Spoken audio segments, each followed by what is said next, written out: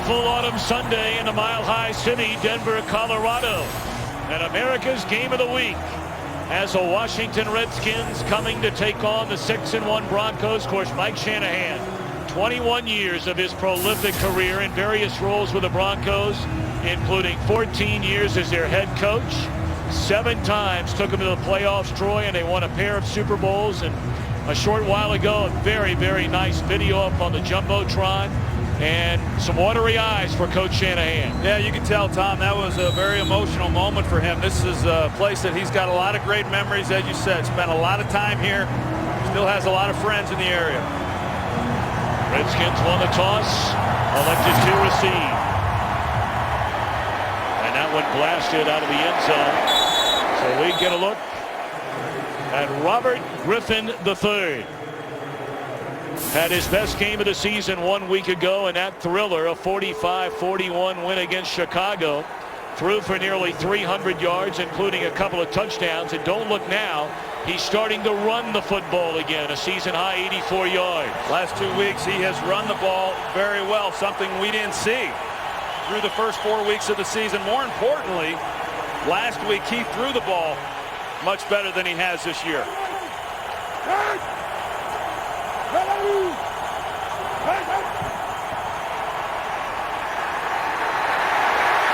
Great protection, and Griffin wisely slides up to close to the 25. They'll spot it at the 24. Of course, the Redskins love running the ball, not only Griffin but primarily Alfred Morris. Well, Alfred Morris has been an excellent player for this offense. Bursted onto the scene last year, and then this year he's continued to run the ball very effectively. Don't forget Roy Halou, who last week had 3 touchdowns, but he's been utilized more the last 3 weeks to help give Alfred Morris some rest.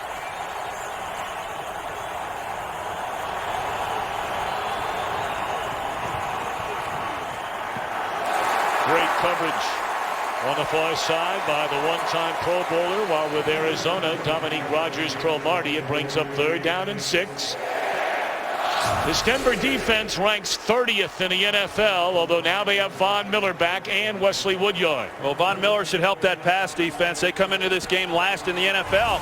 The Redskins trying to take advantage of that. They come out the first 2 plays of this game trying to throw the ball. Haven't gotten much out of it. Halou is checked into the backfield for the first time on his 3rd down and 6. And Griffin wants a timeout.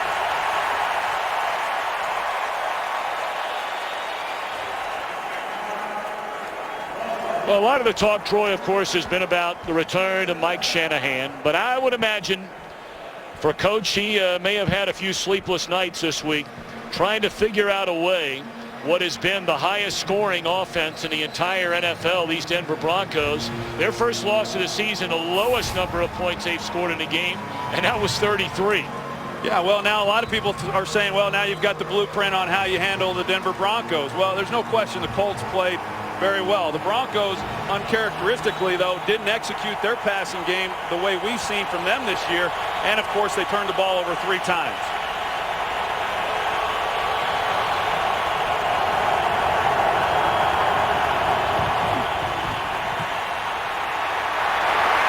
Griffin rolling.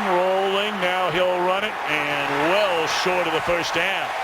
They gave him plenty of time to throw, but he could not find an open receiver. And it's 3 and out. They do a good job in the secondary of covering everybody up, and they did throughout this possession. On 1st down, Robert Griffin had time to get the ball down the field, couldn't find anybody. On 3rd down, he does. He has to scramble again. They converge. That's an excellent job to start this game for the Broncos defense. Special teams could be a big factor here today. The Redskins have had a terrible time, and Trendon Holiday will not get a chance to return it. We might see that the entire afternoon. Let's check in with Joe Klatt back in Los Angeles. It's game break time. Thanks, Tom. And to Detroit, you all saw Matthew Stafford leap into the end zone. They reviewed it and confirmed it. Stafford in the end zone, 31-30. The Lions came back, defeat the Cowboys. Back to Denver, Tom and Troy. Unbelievable win for Detroit. Lions turned it over 5 times in a game. 5 turnovers and still come back and win that game, and that means a lot for these Redskins here. Of course, the Cowboys beat them a couple weeks ago, but they're right in the middle of that NFC East race. Peyton Manning, 25 touchdowns against just 3 interceptions.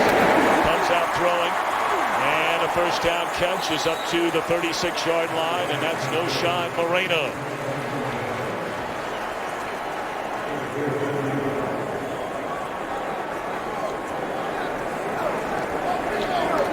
Beautiful afternoon. Nice to have you with us for America's Game of the Week.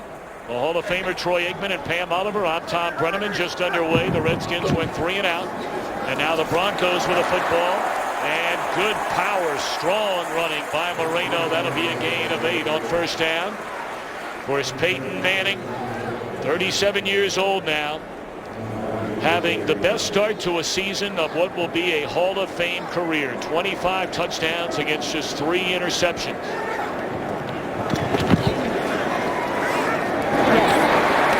Demaryius Thomas good enough for a first down to the 49. Let's check in downstairs with Pam Oliver. Well, Tom, we will be keeping a close watch on how Peyton Manning's right ankle holds up today. Manning injured the ankle during the Broncos' loss to the Colts last week, saying it got rolled on. Manning told us the ankle is very sore, and he wasn't sure if that soreness would subside or continue into the game. Pam, thank you very much. That obviously is story number 1 here in Denver after Montee Ball carries for a little more than a yard on first down. Jay Glazer reported in the pregame that it was both angles. Watching him out here today, it looks like he's moving very gently. That's Montee Ball, the rookie out of Wisconsin, who's had some issues fumbling the football, although infrequently carrying the football. Ronnie Hillman, who had that big fourth quarter fumble in the final minutes at Indianapolis last week, inactive today. Yeah, they sent a message to him. Offensive coordinator Adam Gase told the team on Monday that if you can't hang on to the ball, you're not going to play. And Ronnie Hillman didn't even get to suit out for this game.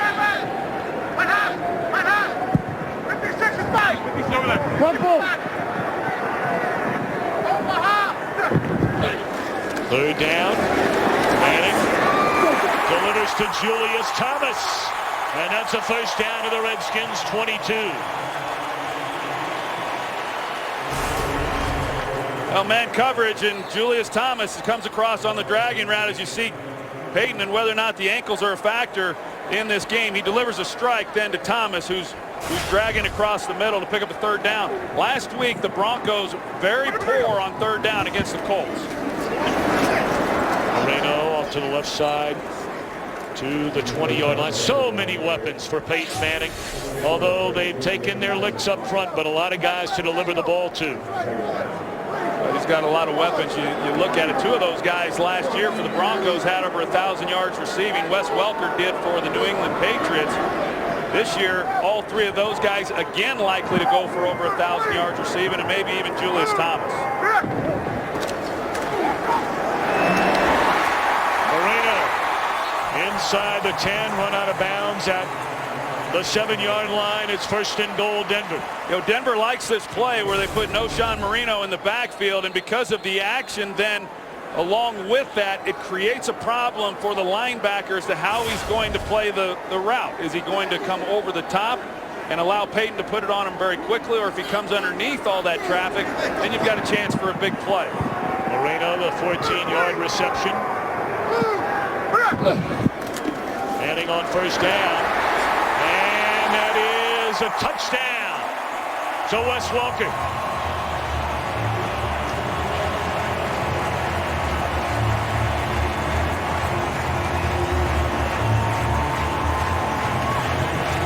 We talked about the Colts last week, Tom. They ran a lot of man coverage, and when you do, you got to be careful about these routes. Demaryius Thomas runs a slant route, a natural picking action that allows then Wes Welker to come wide open on the flat route, and his defender got caught up in the wash with Demaryius Thomas going to the middle of the field.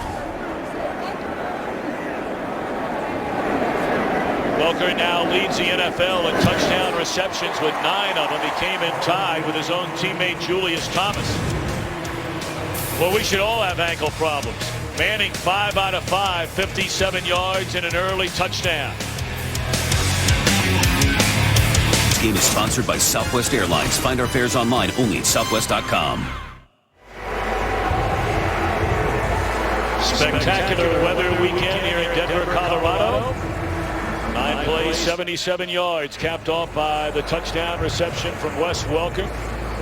28 points on Denver's opening drive. Just another category where the Broncos are #1 offensively in the NFL. Well, they're #1 in a lot of categories offensively. And, you know, people last week then said, okay, well, now you've got a blueprint on how you play the Broncos because of what the Colts did. Yeah, you know, like I said, the Colts did a lot of really great things. But when you turn the ball over and you don't throw the ball as straight as they normally do, then you're going to have some success. But they didn't play them any differently than most teams do.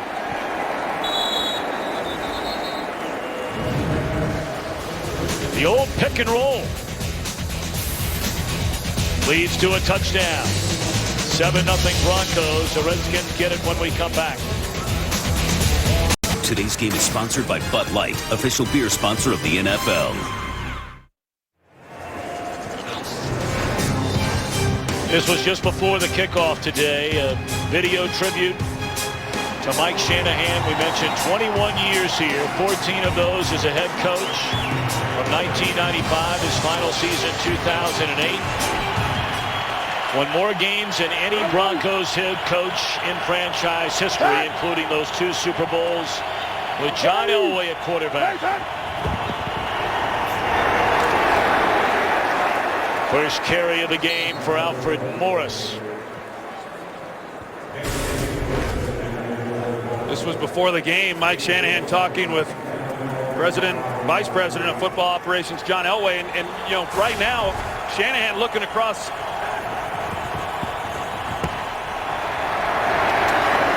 Morris trying to get to the first down marker, about a yard short.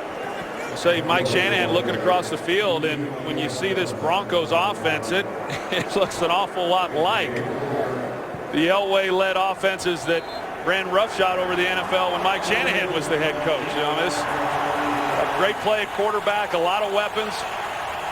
They're hard to slow down, as the Redskins found out on that opening drive. 3rd and a yard, they're going to throw it. And they pick up the first down. The catch made by the rookie tight end Jordan Reed, coming off a breakout game last week. A Redskins rookie record by a tight end. Well, you see the movement then by Robert Griffin. Move the pocket with him. That's what they like to do.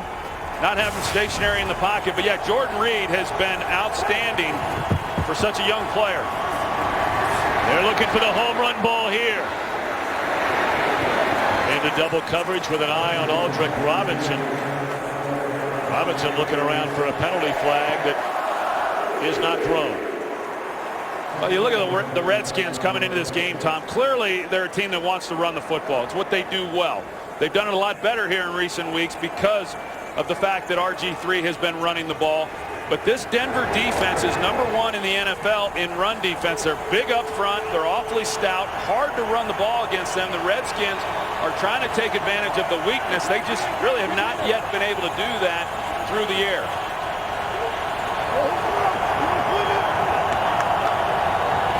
Second down and 10. And trying to break it to the outside, Halou. It'll bring up 3rd down and 7 for the Redskins. We talked a little bit about Roy Halou earlier, and for a guy who last year was expected to contribute a lot, just got a couple of games in, played well, battled through some injuries, primarily has been a 3rd down back, but he's been utilized more here in recent weeks, and he's done a nice job for him. He's not real tall, but he's a pretty powerful inside runner, much more than you'd think. And a good receiver out of the backfield. That's why he's in there on 3rd down. He had 49 catches during his rookie year 2 seasons ago.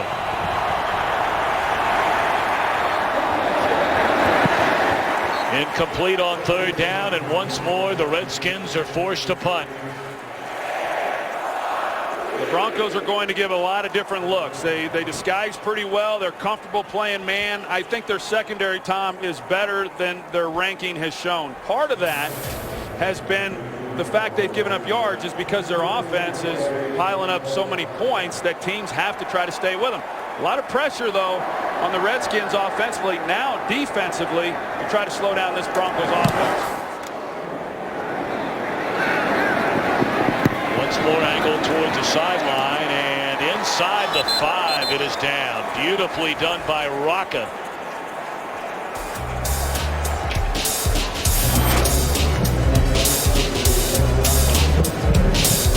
Today's game on Fox is sponsored by Chrysler, imported from Detroit. By AT&T, rethink possible. And by KFC, the official sponsor of Couchgating. KFC plus football equals Couchgating.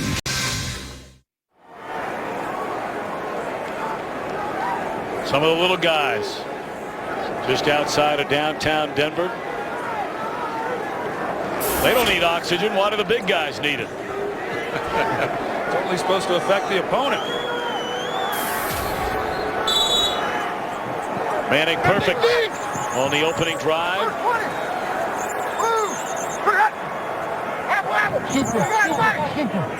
Hurry! Danny! Oh my! From the 1-yard line. Hand it off, and that'll give him a little bit of breathing room, not a lot, up to the 5-yard line on the carry by Moreno. It's an excellent job, though, by Peyton Manning. Backed up, trying to use hard count. You could hear him trying to draw the Redskins off sides. This offensive line, however, does an excellent job of staying in there. On Friday's practice when we were there, Tom, they work these types of things, the hard counts, over and over. A very disciplined group, as they have to be, with a quarterback who changes play so much at the line. Catch made up to the 20-yard line by Jacob Tamme, just his 3rd catch of the season, and that is a first down. Now they got to worry about Jacob Tamme. So they show that a running formation, they bring Tamme in and then allow him free access off the line and an easy completion. Jacob Tamme hasn't gotten as many opportunities this year as he was afforded last year.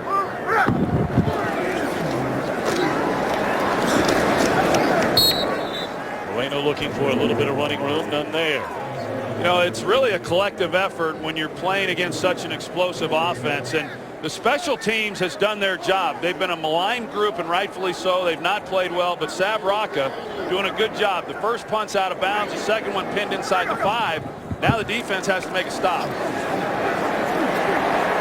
Manning looking for Thomas.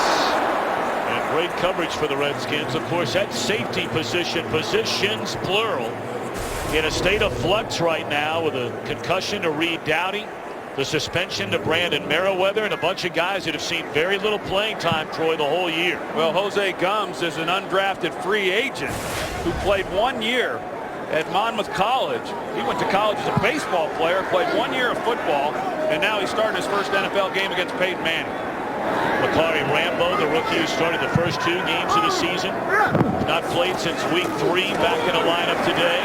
Manning underthrows the intended receiver Andre Caldwell. So after starting the drive from their own 1-yard line, they pick up a first down up to the 20, but that's where it stalls and the Redskins get it back. Hey, that's a win for the Redskins defensively, and you can't afford to get down too many scores against this group. So the Redskins offensively haven't really been able to get anything going yet. Defense does their job, and now they need a little help.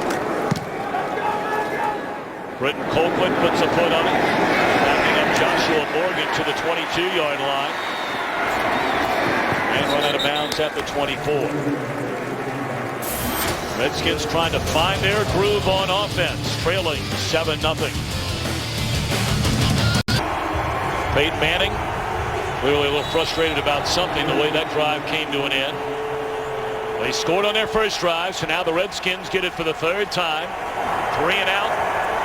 Picked up the first down their second drive, and had to punt again.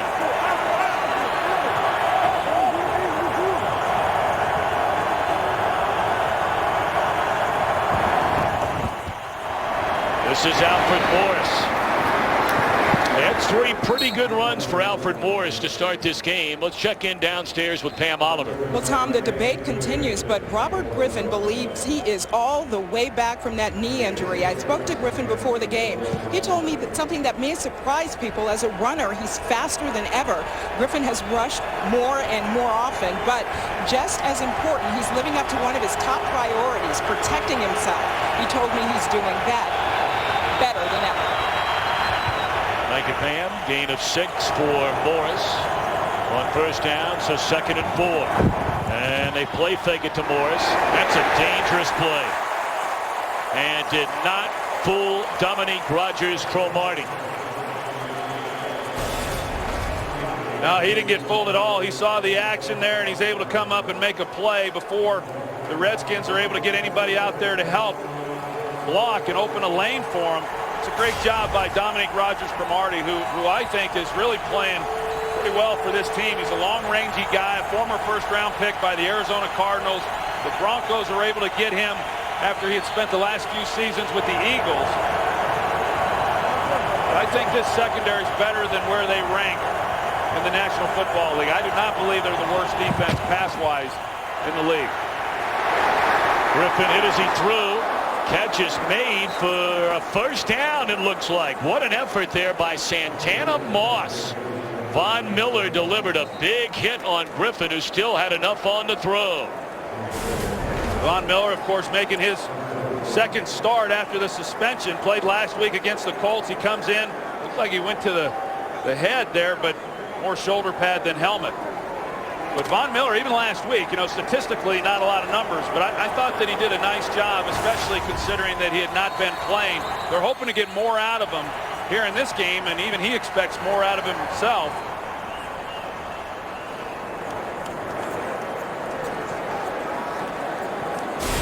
All of a sudden, a timeout on the field as you get a look at this catch by Moss. Denver's challenged the ruling on the field, a forward progress relative to a first down. Well, you just heard it's been challenged by John Fox. The spot of the ball, Moss stretching out. Looked like the knee did not touch, but we'll let you look as we go to break. Well, John Fox 0 for 3 when challenging a call on the field. He's challenging the spot of the ball here on the catch by Santana Moss. Well, he's getting ready to be 0 for 4. After review, the ruling on the field is confirmed. Before any body part touched the ground, the ball was beyond the line to gain. It's 1st and 10. Denver is charged with their first team timeout. Tom, we talk about this Denver secondary, and they've given up a lot of big plays, and today they're without Champ Bailey again. He missed some time early in the year. He came back, re-aggravated his foot. He's not playing today, and then Tony Carter is also inactive today, so they're short a couple of guys. They have some depth, but they're without a couple key contributors. Alfred Morris this time off to the left side, and good running room for Morris. Man, this guy's an impressive back. 3rd most rushing yards by a rookie in the history of the NFL last season. 1,600 plus rushing yards for Alfred Morris. Well, he's averaging over 5 yards a carry this season, and when you have holes like that, that's why you put up those kinds of numbers. Great job by that offensive line. They give it to him again. Gain of 2 this time. 2nd down upcoming for the Redskins. 3:40 to play here in the opening quarter, and Denver in front 7-0. Alfred Morris is so effective running the football, and really, you're not surprised. Mike Shanahan, when he was in Denver, everywhere he's been, they've run the ball well regardless of who the back has been. But they found them great guy in the draft last year. What a catch by Garcon on the far sideline. About a foot short of a first down. Goodness. That is unbelievable right there. That's Chris Carter-like right there. That's the one right there on Fox Sports 1, Troy Aikman. Yeah, that and a few other highlight channels. And they cannot convert on 3rd and less than a foot. You give it to Halou. and Robert Ayers. Tom, it didn't look like Robert Griffin was even ready for the snap. He's looking at the defense. The ball snapped. They're in the pistol formation with Halou behind him. And fortunately, Halou was prepared for it, so that he was able to get on the ball. Third and short. They have a great opportunity to keep this drive going. They get that first down. It's a good chance they're at least coming away with a field goal opportunity. Instead, Rocca's having to punt the ball.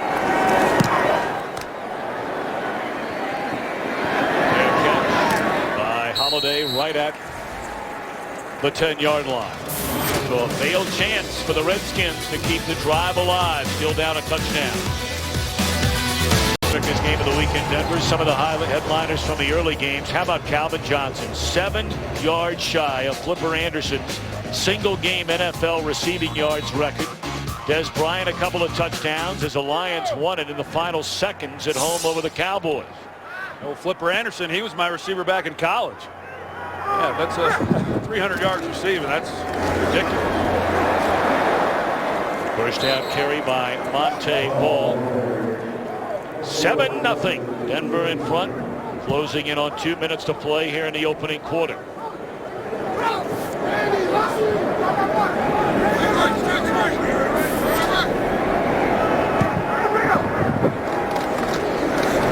Manning a pump fake. And coming across the middle to make the reception. And good enough for a first down. Demaryius Thomas. Well, man coverage with DeAngelo Hall. He's going to be shadowing Demaryius Thomas throughout this game, much like he has the opposing team's best receiver this year already. He's had to go against Des Bryant and Brandon Marshall last week, and draws a pretty good assignment here today. Caldwell on the reception, and the ball isn't loose.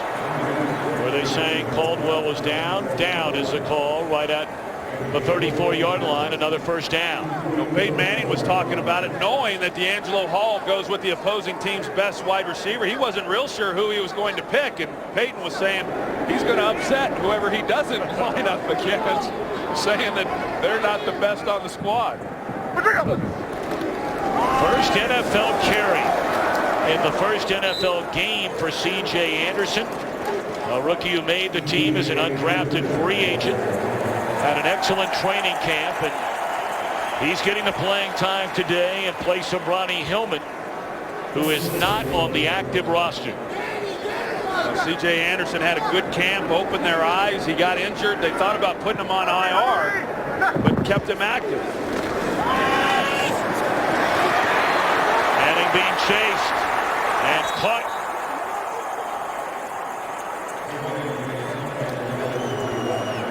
That's Rob Jackson. Yeah, Rob Jackson, another guy who missed some time because of a suspension. They're glad to have him back. And this defense, Jim Haslett has them playing hard. You watch the film, and they fly around to the football. And last week, Josh McCown for the Bears was able to get outside the pocket and pick up some key yardage. The Redskins don't have to worry about that with Peyton Manning. They're down. Crossing pattern, the tight end short of the first down is Julius Thomas. Boy, we enjoyed talking to Julius Thomas a couple of days ago. Talk more about him throughout the afternoon. That's the end of the opening quarter. 7-0 Broncos. Fox NFL Sunday will return after these messages and a word from your local Fox station.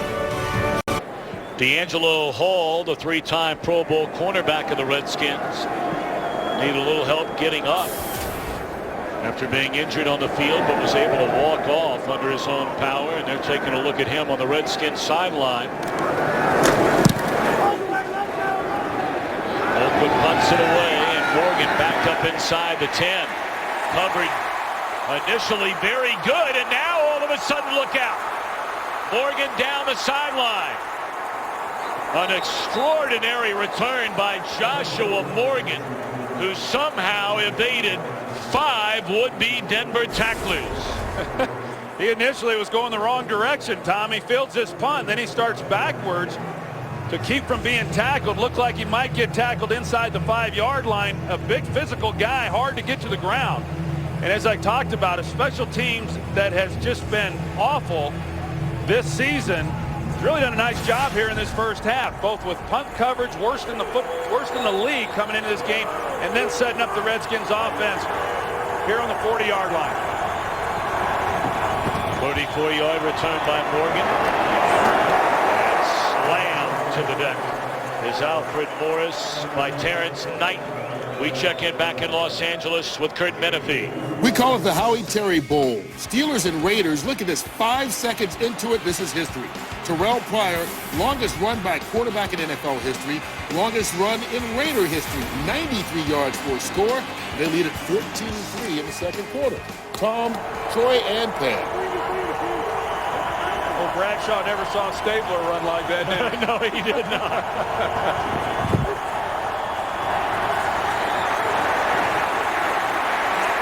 Flushed out of the pocket, Griffin backpedaling, throws across the field, and nearly intercepted.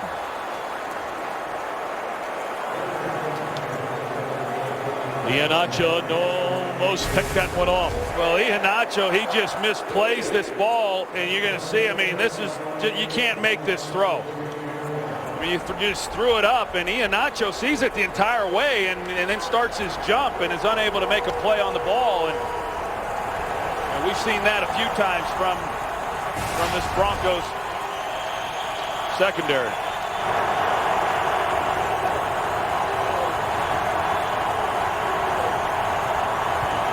Third down and 8. Only a 3-man rush. Griffin missed it open. Aldrick Robinson, and a flag comes in.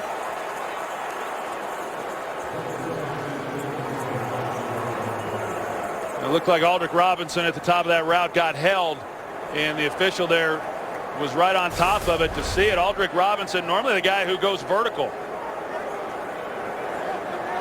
You see the grab there. Good call. That's on the rookie Kayvon Webster. Yeah, defense number 36. 5-yard penalty and a first down. Yeah, they like Kayvon Webster, as you said. He's a young player. There's a lot for these guys to learn. Both teams relying on young players back there, and you know, he's done a lot of good things, but then he's had some mistakes as well. Inconsistent as you would expect for a young guy, and he gets the grab. And you'd think that he'd have been playing a lot softer just because, as I said, Aldrick Robinson last year was the guy when he came in, he was going down the field, and they were able to take advantage of that.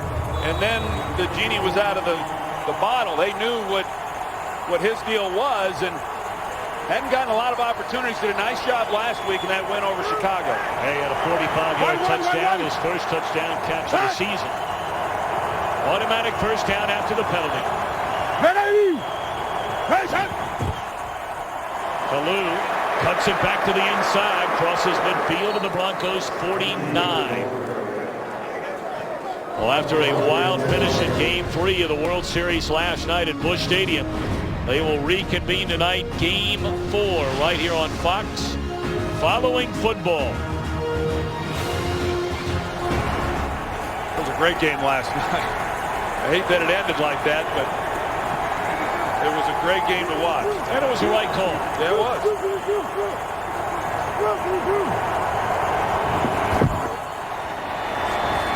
Griffin moves, spins away from a tackler. But then a beautiful play coming up out of the secondary made by Iheanacho. A good job there by Robert Griffin making the first guy miss. Sean Phillips is going to get up the field, and then he is able to get inside of that. Iheanacho is converging. No doubt this Broncos defense is focused on stopping the run, and they're good enough typically to be able to do that without having to bring safeties down. But this is a little different running game they're facing here today with the Redskins. Redskins going to spend a timeout before this third down. It's a big one for the Redskins, trying to keep this drive alive. This game on Fox is sponsored by Lowe's. Lowe's, never stop improving. By DirecTV. If you call yourself a sports fan, you gotta get DirecTV. And by Papa John's, official pizza sponsor of the NFL. Well, Gene Michael from our crew sitting down there to gobble a 7-pound burrito, light snack over at Jack and Grill's restaurant. They said there's 12 eggs in that and 5 pounds of potatoes. Yes. Yeah. Needless to say, he did not finish that. Well, I wasn't there. Third down. And across the middle, the catch is made, but short of a first down. Not getting anywhere near the first down marker was Joshua Morgan. So once more, the Redskins make a little noise, this time getting into Broncos territory, but coming up 2 yards short.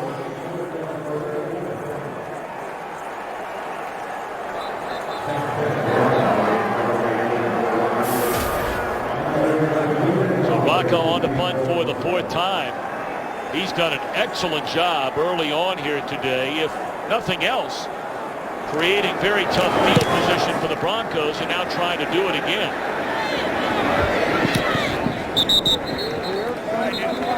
Inside the 15 for this. We have a penalty flag, I beg your pardon. This might be against the Broncos, and if it is, this could be an automatic first down, depending, of course, on where and when the penalty was committed. During the kick, holding number 30, the receiving team. Half the distance to the goal. All right. First down. So after the ball had already been punted, holding. So now Manning and the Redskins back up.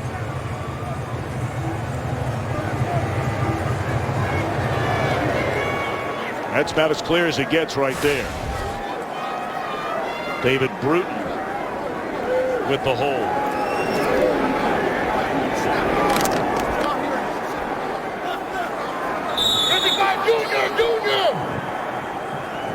DeAngelo Hall back out there at corner up top on Demaryius Thomas.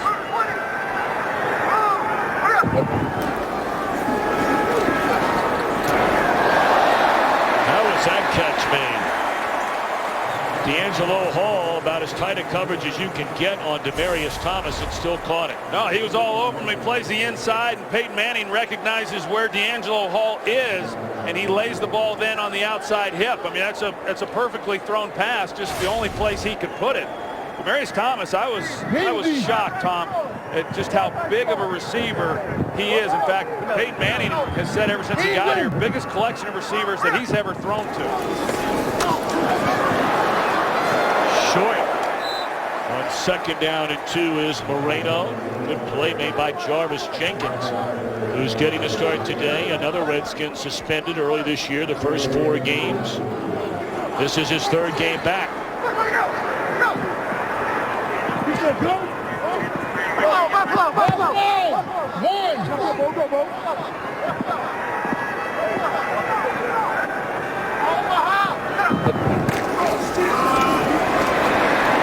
They run it on 3rd down and convert it into a first down. Well, what happens is he comes up and he starts trying to work the defense a little bit to see if they'll declare, the safeties will, as to what their intent is.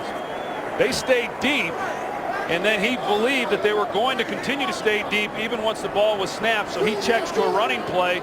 The Redskins did stay in coverage, and they're able to pick up then the first down. Brendan Holiday checks into the backfield for the first time. Across the middle, that is Welker, and that's up to the 35 for a first down. Yeah, I talked about the Colts and the way that they played these Broncos receivers. They got, tried to challenge them at the line of scrimmage. Wes Welker is able to get a free run off the ball, and you see in zone coverage a lot of holes there in the middle of the field for Wes Welker to work.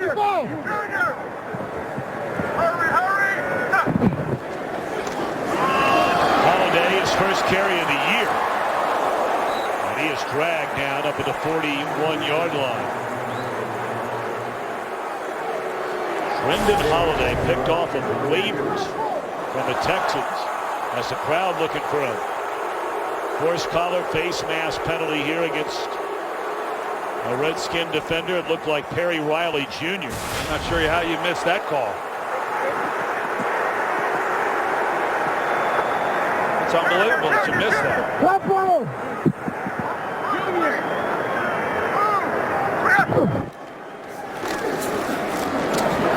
Decker to midfield, and another Broncos first down.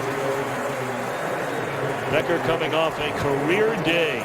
150 receiving yards last week against Indianapolis.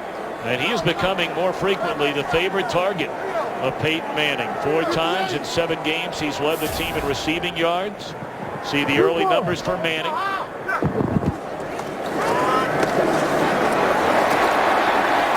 It's Montee Ball. Well, it's a nice luxury for the Denver Broncos. Of course, as we mentioned, Ronnie Hillman not suited out today, but to be able to use Montee Ball and Knowshon Moreno, and now, as we talked about, they've got C.J. Anderson active, but to be able to rotate those guys through is a real luxury the Broncos have. Ball once more. Bottled up this time. Of course, the real key for them has been hanging on to the football. The Broncos have the most fumbles in the NFL, and they've lost the most fumbles in the NFL. They have put the ball on the ground an awful lot through the first half of this year. They fumbled 17 times, and they've lost 10 of them. Trying to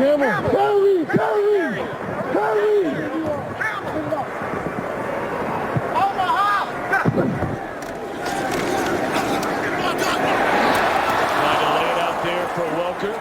Pretty good coverage by Josh Wilson. So now the Broncos are forced to punt. Well, it's a good job by the Redskins of getting off the field, but some of these throws, I mean, Wes Welker has an opportunity, and Peyton Manning is so good and has such great accuracy that's what happened last week. You miss some of those throws, and you're able, especially on 3rd down, you're able to get off the field. You got to hope some of that happens, and it happens for the Redskins. They fail to connect on a guy who generally he will complete a pass to, and it forces the Broncos to punt. Oakwood straight into the air, and this one will be downed right at the 5-yard line. So just 7 points so far for the highest scoring team in the NFL. Jim Haslett and the Redskins coaching staff has his team ready to play so far. Redskins still in search of points for the first time today. Trailing 7-0 in this drive. Their worst starting field position. From their own 5.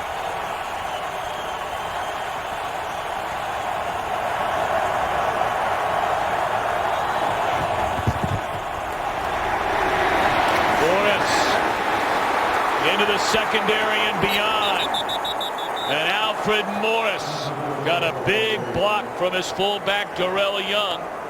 And he's finally run out of bounds up to the 32. Well, it's Darrell Young right here. He was a linebacker when he got to Washington, and they liked his ability to block and thought he'd make a good fullback. He has. He's got good hands, but he's made a number of blocks even in this game. But you cannot watch the Redskins offensively and not be impressed with the job he's doing. 27-yard run on first down. Alou, the loss of 2. You're talking about all the time, Troy. You got to get blocks from your wide receivers. Yeah, Aldrick Robinson, he more or less absorbs that one. But both of these teams, the wide receivers on the perimeter really do an outstanding job. The Broncos wide receivers do. The Redskins wide receivers do. You can't run the ball effectively the way that the Redskins have been able to if you don't have guys willing to block in the run game. One fake. Caught for a first down. Up to the 45-yard line. That is Garcon after a big hit from Wesley Woodyard on Griffin. Well, off of the play action, and it creates a nice lane. They bring, as you said, they bring Woodyard, they bring Trevathan, and when they bring the linebackers, it opens up then that intermediate zone that they completed. Griffin twice wanted to throw it to Young and either lost the handle or decided better of it, and he is dropped by Knight for a big loss, a loss of almost 9. That's a big loss, and he had a chance to just throw it away. I mean, it was outside the tackle box. And once you don't get the look that you want, he wanted to go to Darrell Young, but the corner kind of slow plays it like he's going to drive on it. But you just can't afford the sack there. It was too easy to get that ball out. You know, it's funny sometimes. You see all the hits on Robert Griffin III, but a lot of the times he's dropped back, he's had a lot of time to throw the ball and has just been unable to find a receiver, and inevitably has gotten hit. Quick slant here, and the catch made by the tight end, Jordan Reed. And he's about 2 yards shy of a first down. 154 receiving yards a week ago for Reed. That's an excellent route by the young guy, and for a guy who really hasn't played a whole lot of tight end. He played some wide receiver, he played some quarterback, and so some things are a little bit new for him. But I know when we visited with Mike Shanahan early in the year, he was raving about Jordan Reed, and he hadn't yet done much, but Mike Shanahan said, wait till he has that game. Well, he had it last week. What a good young player he is.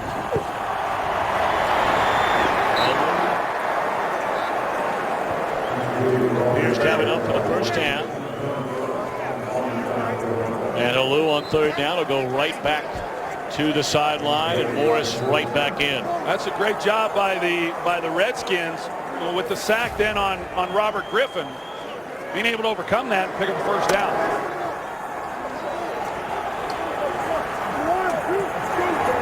Closing in on the 4-minute mark.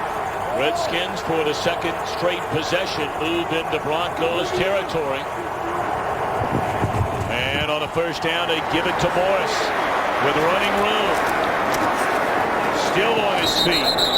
And 3 Broncos finally get him to the deck, but not before a gain of 8 by Alfred Morris. Of course, we know what kind of route runner Jordan Reed is, and then the question is, how effective can he be as a blocker? And he's primarily a receiver, as we know, but you've got to be able to do some of these things, and that's not easy to do. To run short side, you have to be able to get the edge, and Jordan Reed is the one who allowed Alfred Morris then to get onto the edge. That's a good job by Jordan Reed in run blocking. Late play of the drive. The drive which started at the 5-yard line. Morris trying to get to the first down, appears to be short. And we check in once more from Los Angeles with Kurt Menefee. Maybe it's the afternoon of long touchdown runs. We showed you Terrell Pryor for the Raiders earlier. This is the rookie Andre Ellington for the Arizona Cardinals. Takes it 80 yards against the Falcons. 14-6 Cardinals on top. Troy Tom If Atlanta loses that game, they're in trouble. They're in big trouble. They've dug themselves quite a hole.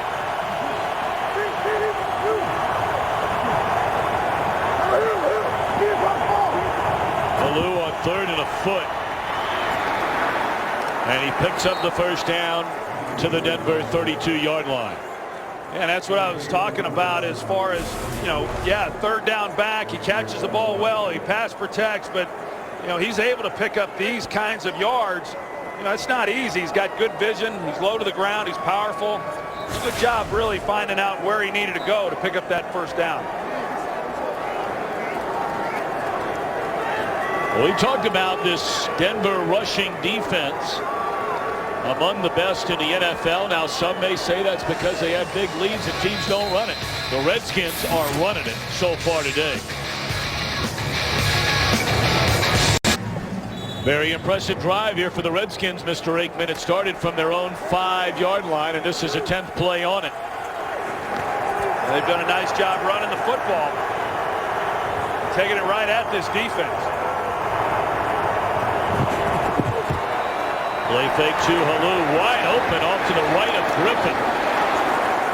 He had Joshua Morgan, instead tries to fire down around the 20-yard line to Jordan Reed, and it's incomplete, and Reed is still not up. Boy, the Broncos lost Joshua Morgan coming out of the backfield.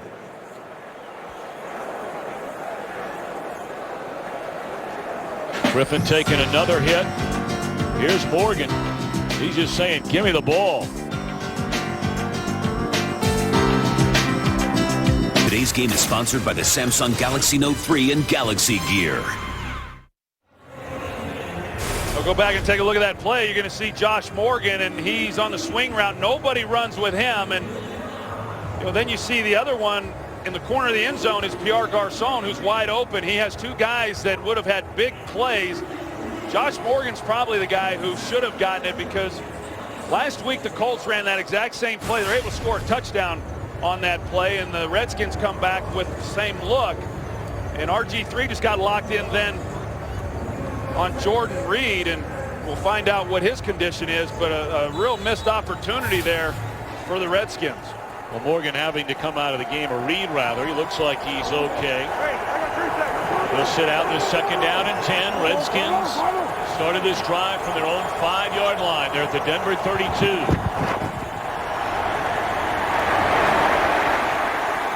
Griffin rolling. Now we'll run it. And a big 3rd down coming up. And Jordan Reed is coming back from the Washington Redskins sideline. Well, that's a good thing for the Washington Redskins. You know, we've talked a little bit about RG3 and where he's at, where his health is, and yeah, he is moving better, and we saw that a couple of weeks ago against the Cowboys. Did not throw the ball well in that game. In this first half, Tom, it just does not look like he's seeing the field real well. They're playing coverage. If it's not there, come underneath. There's been times there's been open people underneath. Blitz coming. Griffin gets it away to a wide open Halloo, and he has a 1st down to the Denver 17. So the elusiveness of Griffin bought him a little time there. Even on this play, Tom, you're going to see Halloo here out of the backfield, and you know, if he gets it to him right away, Halloo's able to catch that ball and continue to run, gets a lot more out of the play. But still, it's a big 1st down, 3rd down conversion then for the Redskins. They've got Halloo off to the right of Griffin. No Alfred Morris in the game. Broken up trying to find Garcon. And it's incomplete as a call on the field. Great coverage once more by Rodgers-Cromartie. And Iheanacho is down injured.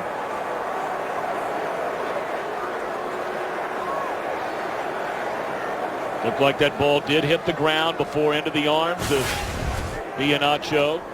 Got a lot of guys going down here in this first half. You're right, when it happened in real time, I thought Iheanacho maybe came away with that one, but clearly it hits the ground.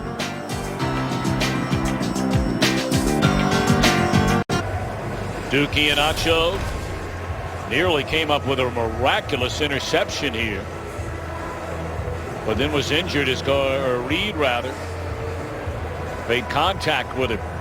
He gets twisted up pretty good. You know, after he tried getting up, trying to make the play on the interception. College free agent a year ago, played in 2 games, had a great training camp this year and won the starting job. You root for every player to be all right, but Iheanacho has come from San Jose State to win a starting spot in this Denver secondary. Well, the good news for the Broncos is they're able to bring in a guy like Mike Adams, a veteran player who last year was the starter, and that's who Iheanacho beat out in camp. 2nd down and 10. There you get a look at Adams wearing number 20.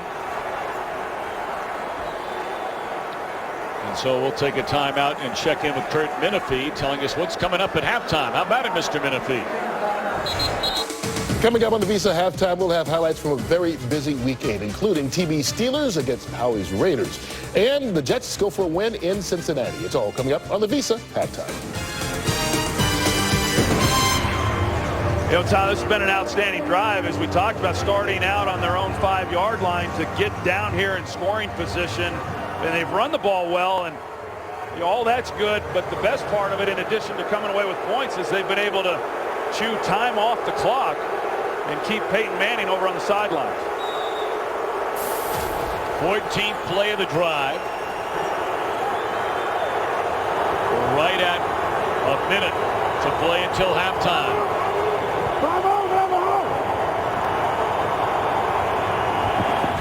Second down and 10. The blitz coming.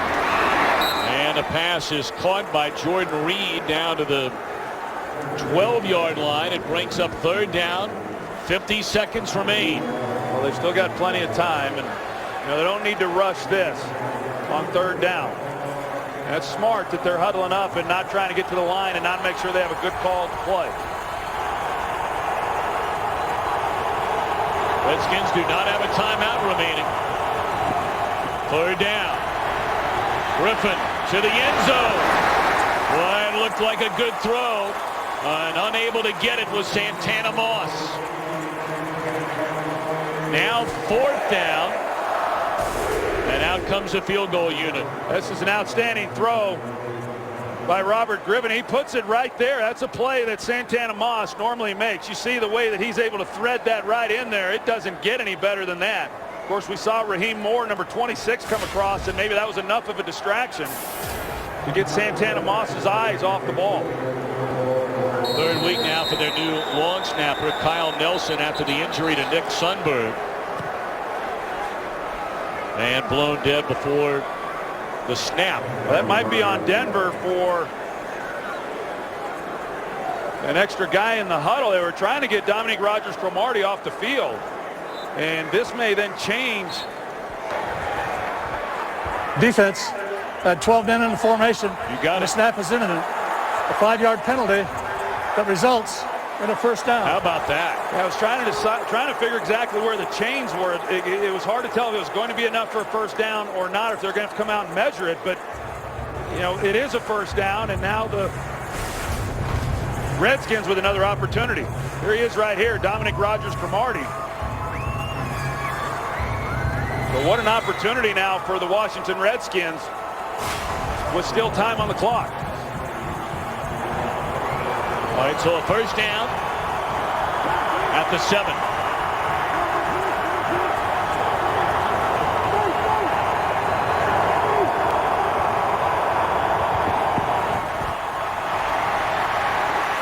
Flag down to the end zone. It is caught for a touchdown by Leonard Hankerson, but we wait on the penalty flag thrown behind the line of scrimmage.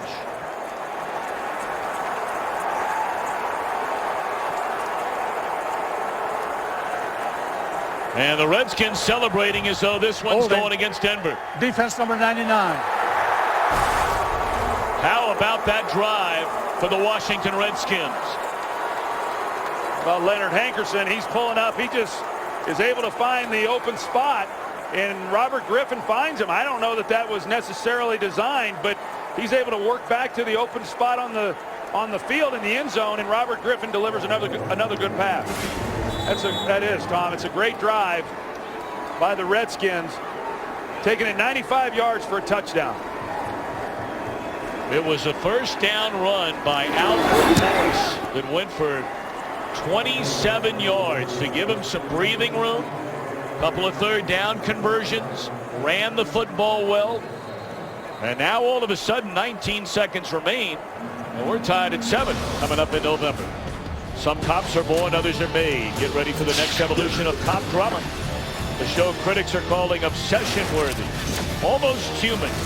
The 2-night series premiere starts Sunday, November the 17th on Fox.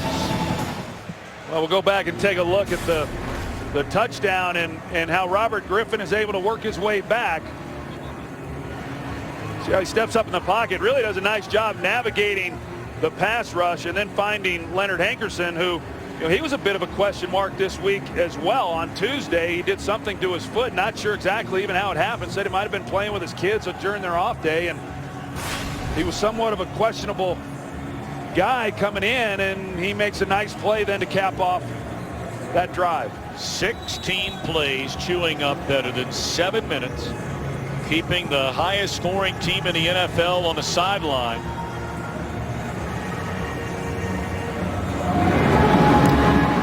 And 19 seconds remain here in the opening half.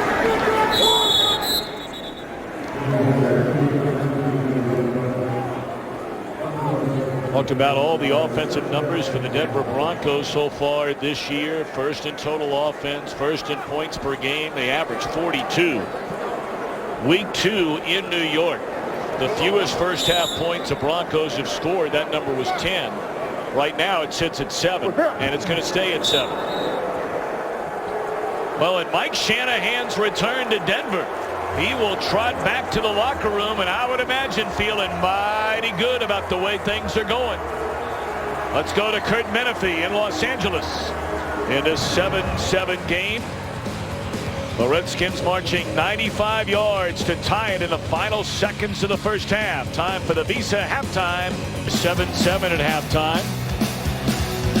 On our way to the second half, and You know, you got one team averaging 42 a game. You have another team averaging 25 a game. I wish we had a few bucks for every time we figured, well, here's a shootout. We thought the same thing last week. 7-7 now, Troy, this week. Well, Jim Haslett, the defensive coordinator for the Redskins, he has to be thrilled with what he saw of his defense. We talked about it. They got some young players in the secondary. They've been able to get Denver to third down, and then for, you know, a variety of reasons, they've been able to get off of the field on third down. That's been the real key. Of course, the last drive aided by the penalty, but the Redskins running the football has shortened the game for Peyton Manning, and he hasn't gotten a lot of opportunities. He's played well. We invite you to follow your favorite team all season long. You can go to iTunes.com/NFL. The Broncos will get the football to begin the second half. We mentioned it. Peyton Manning was standing on that sideline. You take into account timeouts, a couple of injuries. When he throws his next pass, that roughly occurred about 45 minutes ago. Let's check in with Pam Oliver. Well, Tom, that beautiful 95-yard drive made Mike Shanahan a really happy man. But what about all those hits on Robert Griffin? We talked about that at the half. He said it's a number of factors. One is protection. Another may be timing issues. For the Broncos, that 12 men on the field penalty obviously hurt them. But John Falk said the game is 7-7 for the Broncos safety. Duke Iheanacho has an ankle injury and is questionable. Back to you. Pam, thank you. Now, the Broncos have scored on their opening possession of the second half in 6 of their 7 games so far this year. That's defended beautifully on the catch by Moreno. And a good job over there by the rookie Dave Anderson. Well, here are the numbers, and you see, I mean, a lot of balance there by the Washington Redskins. The biggest thing is them controlling in the clock, winning the time of possession. Manning. And again, the catch is made, but very little. Limping off the sideline and now moving a little bit better, but clearly reaching, it looked like, for that ankle initially. Their talented young tight end, Demaryius Thomas. They've had that twisted in the tackle there by Josh Wilson, and Thomas is leaving the field on his third down. Hurry, hurry! Cut! 59 Mike! Drop the right left! Louisiana, hold it! Louisiana, right him! 59 Mike! All right, holster! Yeah! Hurry! Cut! The reception is made by Decker, and that'll move the chains of first down.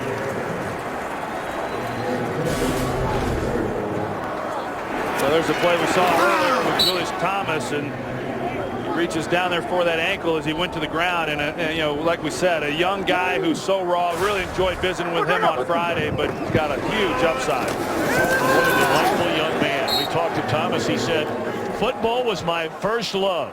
But he didn't play football from the time he was 13 to the time he was 22. Did not play in high school, played 4 years of basketball at Portland State, 1 year of college football. Well, he's been working with the right quarterback as far as coming along in this league. Manning under heavy pressure. Is this a live ball? It is. Flags come down and appears to be covered up by the Redskins. And flags are flying from every direction. That's Brian Orakpo at the bottom of the play. It was Ryan Kerrigan who came around and is able to get a hold of the ball. As Peyton Manning comes back, you see clearly the ball is out before his arm is going forward. It's a good job, you know, not bad protection. You got Orlando Franklin trying to keep him off of him, but here's the end of that play. During a loose ball, holding, number 18, offense. Penalties decline. First down. Peyton Manning, he gets caught grabbing Brian Orakpo, who once the ball came out of his hands, he's trying to get to it. And that's where they got Peyton holding him, trying to keep him from getting to the football. But an excellent job by Ryan Kerrigan. That's the pressure that you need to get on Peyton Manning. He got banged around pretty good last week. 4 sacks against the Colts, hit a number of other times. So now the first big momentum swing, and the Redskins trying to take advantage of it. They give it to Morris. And he carries down to the 15-yard line. That'll be a gain of 4 on first down for Alfred Morris. And we talk about all the fumbles that the Broncos have had offensively, and of course Ronnie Hillman not playing. That's Peyton Manning's 6th fumble. It's the 4th one that he's lost. So, that happens a lot with quarterbacks, getting the ball knocked out when you're in the pocket. But, that's the break that the Redskins were looking for defensively.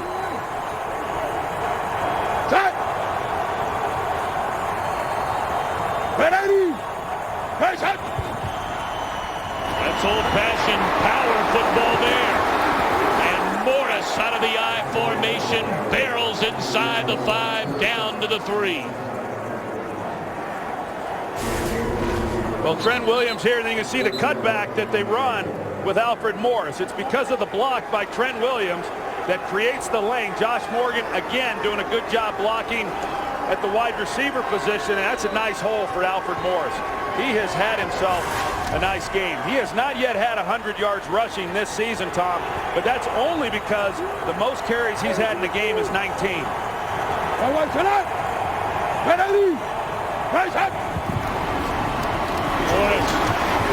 Washington takes a lead for the first time.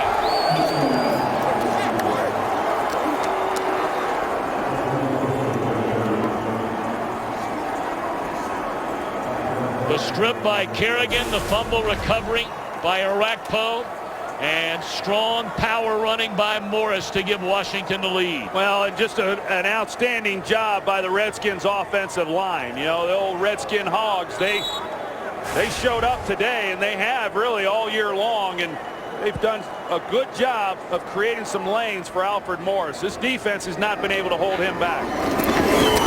Point after by Ty Forbath is good. So the big break they needed. Manning and the Broncos, a rare spot playing from behind. Today's game is sponsored by Southwest Airlines. Find our fares online only at southwest.com. And by Ford. Only Ford gives you EcoBoost fuel economy and a whole lot more. Alfred Morris, 3 straight rushes following the turnover. And Mike Shanahan in his return to Denver. He's been here once after working as an assistant coach in Denver. As head coach of the Raiders came back. But his first visit back since being the head coach in Denver. And the Redskins have a 7-point lead thanks to Alfred Morris. Jim Haslett hoping that his defense can play in the second half like it did in the first half, holding Denver to just 7 points. First possession here in the second stanza. A fumble that's converted into a touchdown. Robin, podium! Robin! Podium! Hurry!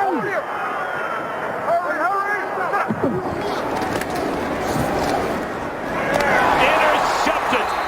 The receiver fell down, and that is DeAngelo Hall to the end zone.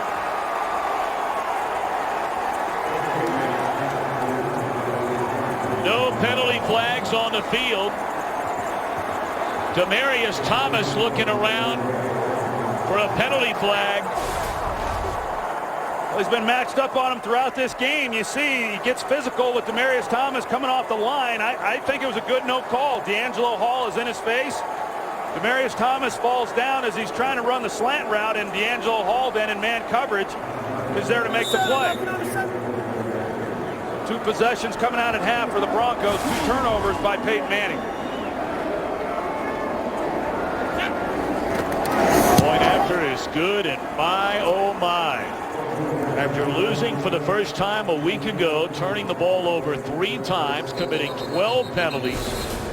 Now all of a sudden the 2 turnovers and Washington a 2-touchdown lead. Well, they're playing physical with the receivers, and as a quarterback, he's got to turn that ball loose. I mean, you can't throw the slant route and wait and see if the guy is going to keep his feet and beat the defender on the route. So you throw it with timing.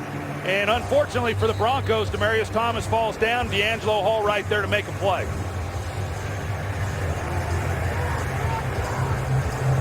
Peyton Manning in a state of disbelief. You know, the one thing the Broncos defense, as good at times as they have been, one thing they have not done well is when the Broncos turn the ball over, as the Redskins now have their 5th defensive touchdown of the season. That's 2 of them this year by that man DeAngelo Hall. But when the Broncos turn it over, they give up huge points. They turn it over 15 times. Opponents have scored on 13 of those 15 turnovers, to the tune now of 79 points. Well, the Redskins defensively last year gave up yards, but they created takeaways. They were not doing that as well this year, but they needed them in this game, and they've gotten them. Brendan Holiday going to try and make something happen out of the end zone. And he has run out of bounds at the 25-yard line. You know, DeAngelo Hall is regarded as a corner who likes to take chances. Normally, he's playing off. He prefers to play off of a receiver and then clue the quarterback. But they know they cannot give these receivers as much as possible free access off the line of scrimmage. And DeAngelo Hall just does a nice job. He's having a nice year. Jordan Pugh just picked back up by the Redskins this week. They're taking a look at him. We'll be right back. Jordan Pugh made the Redskins team initially this season. They had to cut him loose when they needed help on special teams. They brought in Trenton Robinson. And now Pugh back with the Redskins this week and had to leave with an injury. Certainly hope he's all right. Let's check in on the injury to Demaryius Thomas with Pam Oliver. Well, Tom, maybe adding to the Broncos' woes on offense, their tight end, Demaryius Thomas, he went into the locker room a couple of possessions ago where he remains, but not before throwing his helmet in frustration. Thomas has an ankle injury, and his return is questionable. Pam, thank you very much. That's a first down reception. Manning to Wes Welker up to the 42-yard line. That's a bit of a concern with Demaryius Thomas. It was the ankle injury that really eliminated his rookie season and then cost him all of his second season. He's had surgery, whether or not it's the same ankle, but fairly significant. And now we've got a number of guys following Pam's report, a number of guys down, key players, this time Brian Orakpo. Brian is at the, that's the chip by the back on the way out, and those guys don't like that. Forget the fact that he went down with an injury, but they don't like it, period. But as he's trying to speed rush then around the edge, he takes a shot, and to what extent we'll find out. That's Knowshon Moreno who delivered that blow on Orakpo. Of course, Orakpo, a Pro Bowler in each of his first 2 seasons with the Redskins, only played in 2 games all of last year after he tore a chest muscle.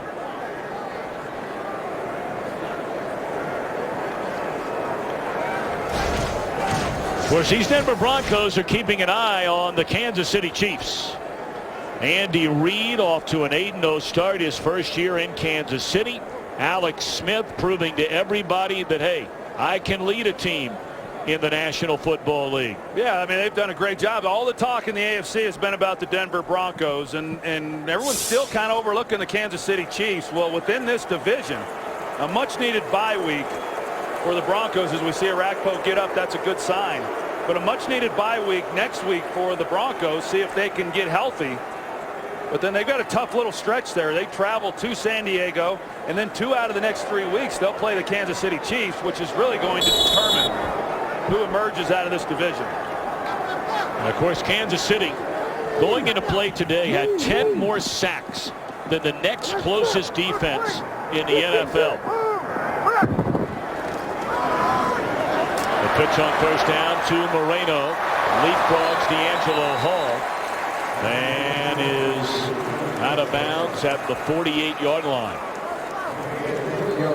The one thing that the Redskins have really done a nice job of in this game is you see what's happened after the Broncos' first drive, the touchdown. Really haven't done much since, but the Redskins, who have given up a lot of big plays, have not given up any yet in this game. Underneath to Welker. Got a block. And Welker inside the 30.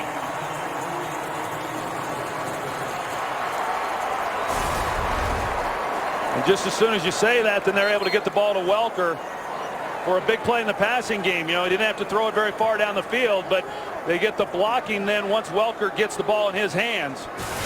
So a nice gain then for Denver.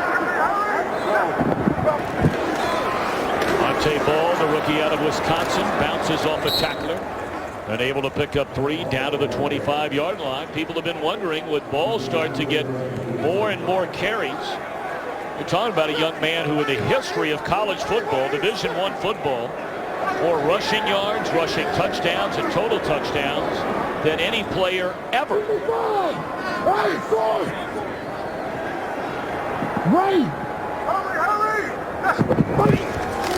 Blitz coming, Manning able to get it away. And off the fingertips of Ball, right there was Hankerson in coverage. Yeah, they've been playing man coverage, Tom, on the outside. That's what Peyton Manning talked about on Friday. Was what the Redskins do a good job of is they'll show that they're going to play man. You would think the corner then is going to run with the receiver, then they peel off of it and they take the guy in the flat. That's exactly what Hankerson was able to do on the last play.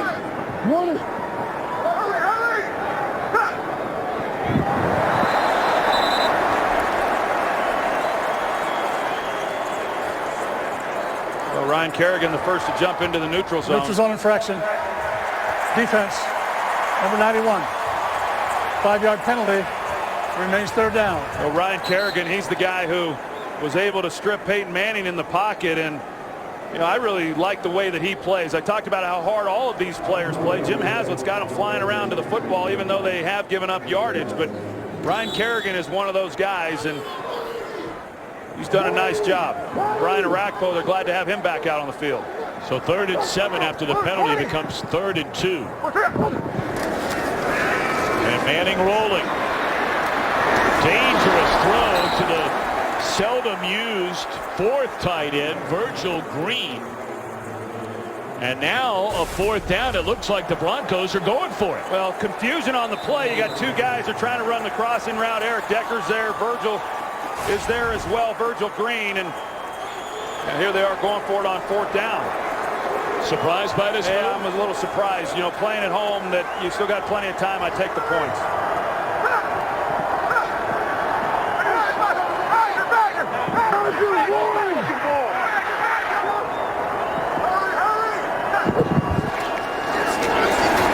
They hand it off.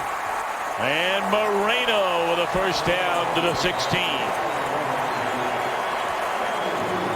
Well, they get the double team in the middle, and it's a good push inside, and that's what creates the hole. You can see right here, the center, Manny Ramirez, and then Luis Vasquez, who was at right tackle last week, they get the push and allow Knowshon Moreno to pick up the first down. Of course, the Broncos thrilled to have Orlando Franklin back in there at right tackle. He sat out last week's game. Catch made inside the 5, and down to the 3-yard line is Demaryius Thomas. It's 1st and goal, Denver.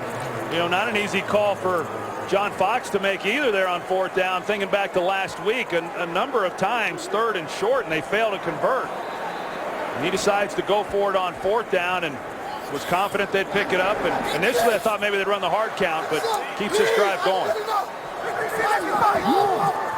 I've got Montee Ball in the backfield. And out of the shotgun from the 3. Beautifully covered by Josh Wilson. Yeah, they put Wes Welker in the backfield, and you come out of the backfield here and you've got a 2-way break then on Josh Wilson. That's not easy coverage. Now it's a ball that's a little bit behind, but it doesn't take anything away from the job that Josh Wilson does on a very difficult receiver to defend when he's got that kind of field to work. Once more in shotgun on a 2nd down and goal. Ball, they're trying to shove him into the end zone. He got there.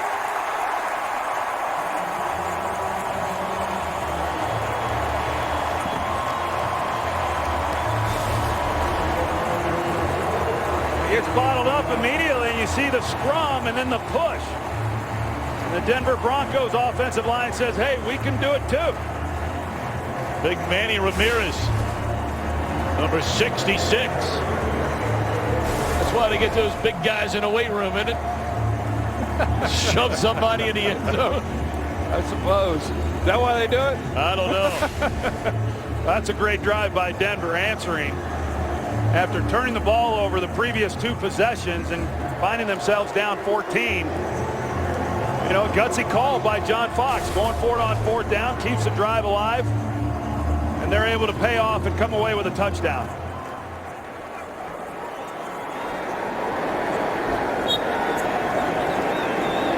Montee Ball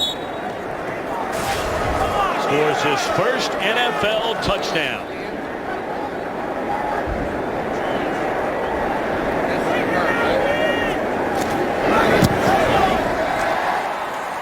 Point after is good.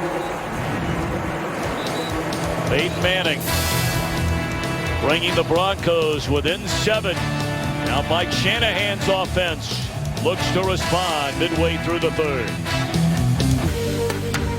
The high-flying Denver Broncos, through 7 games, the highest-scoring team in NFL history. 2 points better than Kurt Warner and the Rams of 2000. Where's Tom Brady and the Patriots in 2007. A Super Bowl winning season in 2009 for Drew Brees and the Saints. But responding there.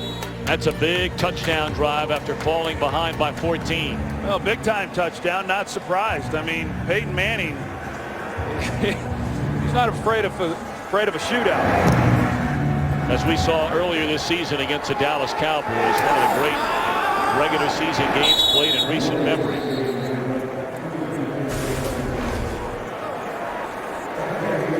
That's Raheem Morris, works with the Redskins secondary. Raheem Morris, he had his work cut out for him this week. You know, with Brandon Merriweather, who was suspended for 1 game, surprised that got reduced from 2 games to 1. But nevertheless, he was out going with some young players there at the safety position. You know, how do you hold up against this group of the Denver Broncos? And they've been able to.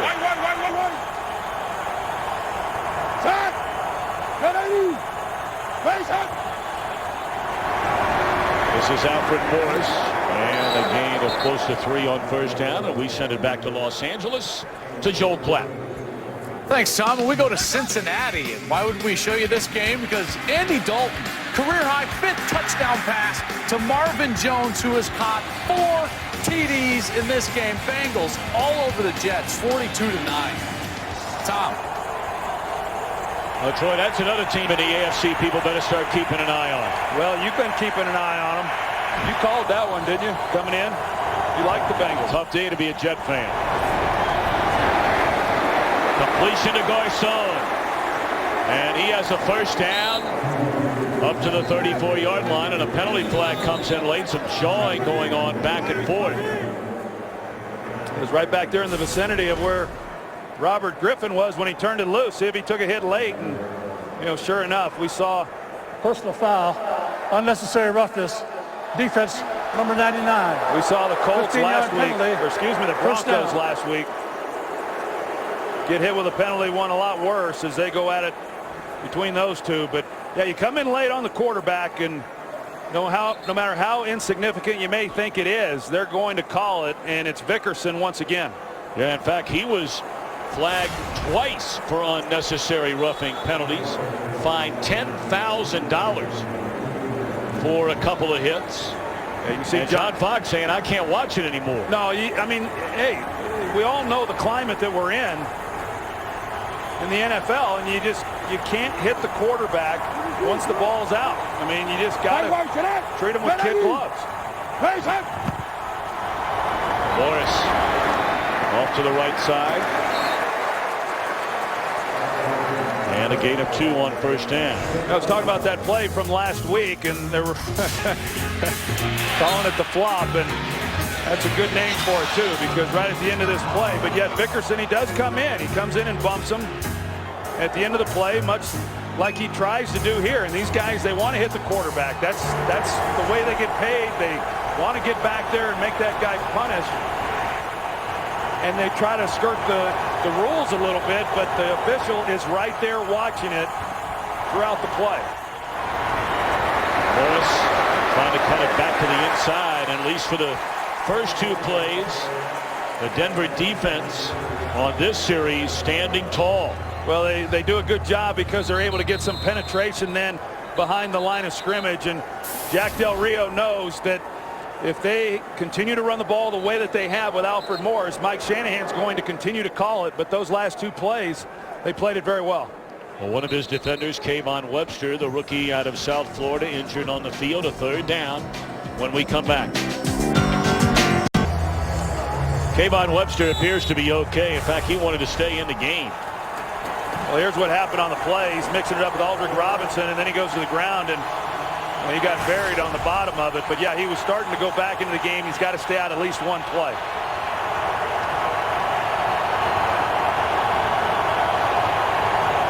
Third down and 7. Only a 3-man rush. And Griffin flushed out of the pocket. And that's caught but out of bounds.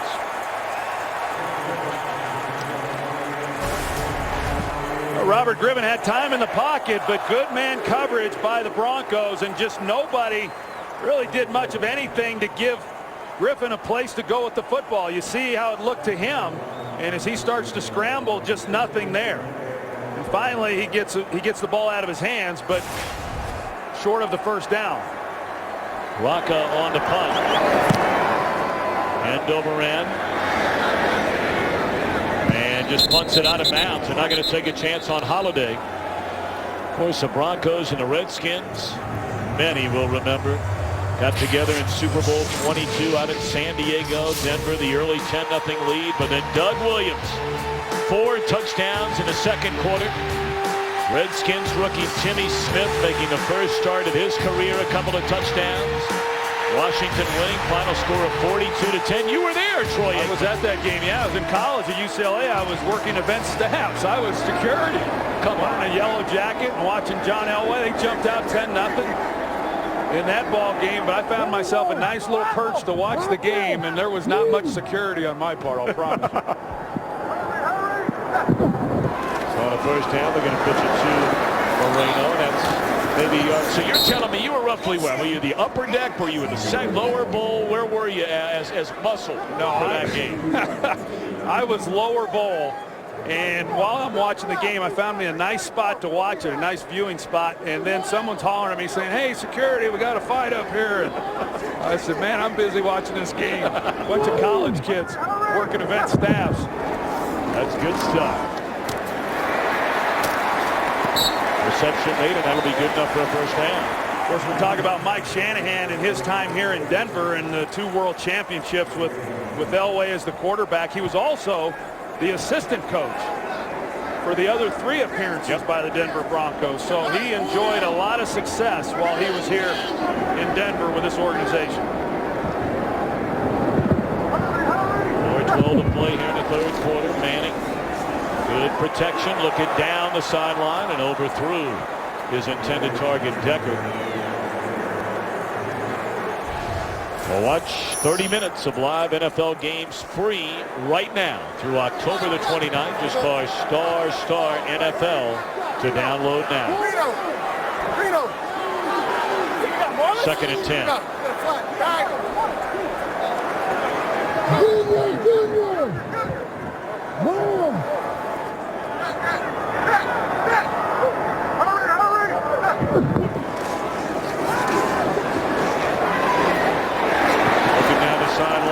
Decker.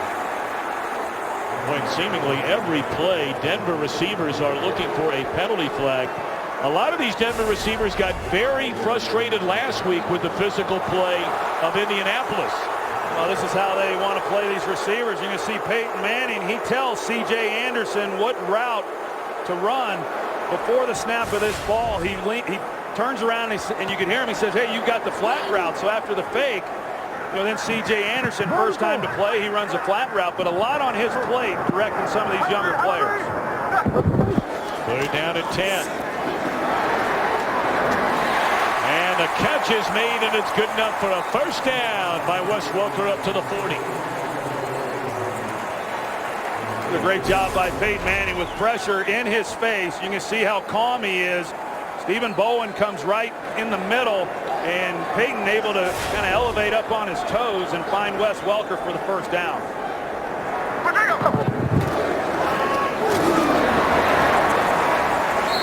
Decker on the slant. Tackled by Emerson. That'll be a gain of 8.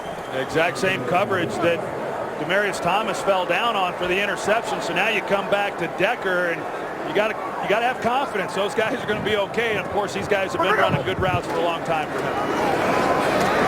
C.J. Anderson trying to get to the 49, which would be a first down, and he appears to have gotten there.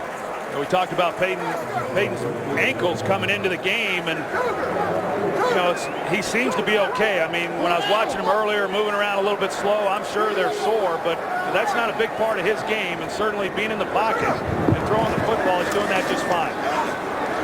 Crossing pattern, and once more it is Decker, who's inside the 40, down to the 31-yard line.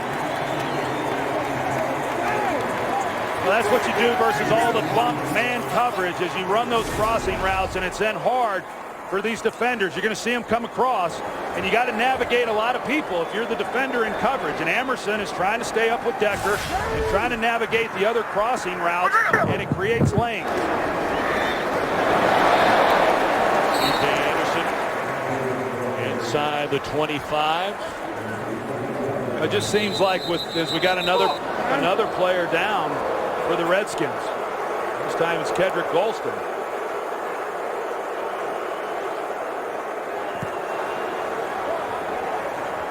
Golston goes all the way back to the second go-round with Joe Gibbs as head coach in Washington.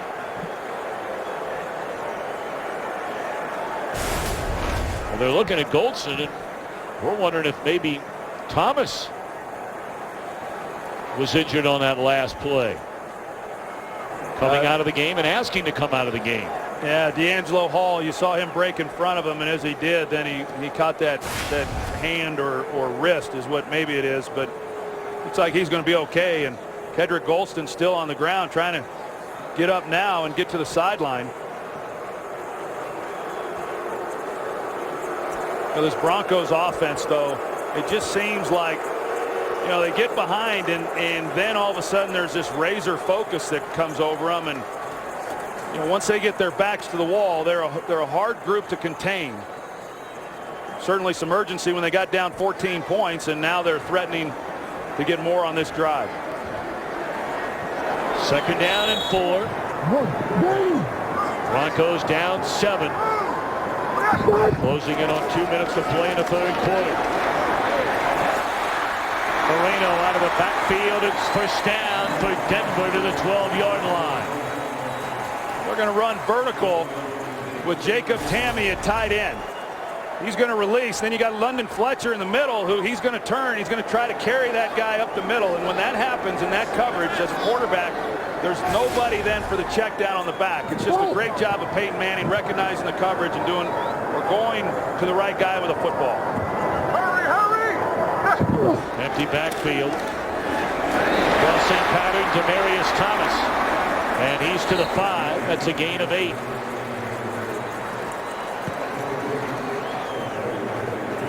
Short crossing patterns. They found the underbelly of this Washington defense on these last 2 drives. 6 of 8 on this drive is Manning. 12th play of the drive, spanning 78 yards. Montee Ball. Very close to a first down. And looks to have it inside the 3.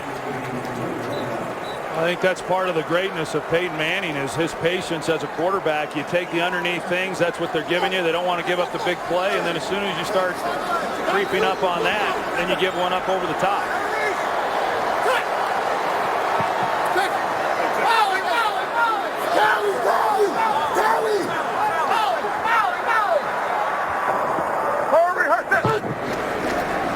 Jump ball for Decker. That had no chance from the very beginning. It's good coverage by the young player. Emerson, who I guess his sophomore year when he was in college, had 13 interceptions, would have been a first-round pick, stayed in, had a difficult last year in college. A nice game today. Ball, who scored his first career touchdown on the last Denver drive, gets down to the 1, inside the 1, wrapped up by Nick Barnett. In comes Ball. Well, they can let this run out if they wanted to. Looks like they're going to go ahead and get this one snapped. Seal!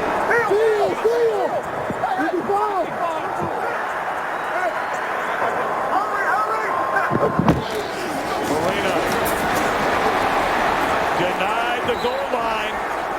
So now a little time to think about it for John Fox. He went for it on 4th down earlier, helped lead to a touchdown. 4th down coming up. Fox NFL Sunday returns after these messages and a word from your local Fox station. Decision's already been made by John Fox. He's going for it. 4th and goal inside the 1, down by 7. Yeah, I don't disagree with this call at all. It is interesting they're out of the shotgun. It turned him loose. And the Redskins having to call a timeout when out to the top of the screen when Jacob Tamme and DeAngelo Hall got lost. Well, you go into a week and you work on these types of things in practice as far as what you're going to run in these situations, and London Fletcher, being the veteran, realizes, hey, there's nobody out here covering Tamme, and he calls the timeout. We'll see if Denver tries to come back with the same look or if now they change the play up from what they were going to run. John Fox went for it on 4th down, their last possession. They converted on 4th down, wound up scoring a touchdown. They are 3 for 3 on 4th down this season. You see number 96, Mitch Unrein. He is a defensive lineman. He is in the game. Go, Chef! And now in the backfield. They're going to throw it. And that is a touchdown to Joel Dreessen.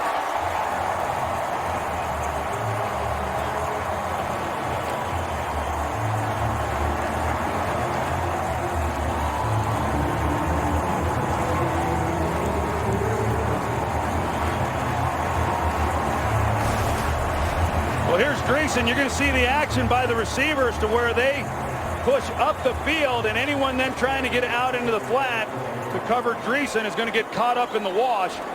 And all Peyton's trying to do is get away from the line of scrimmage enough so that he can get that throw off. So now a point after away from tying it up.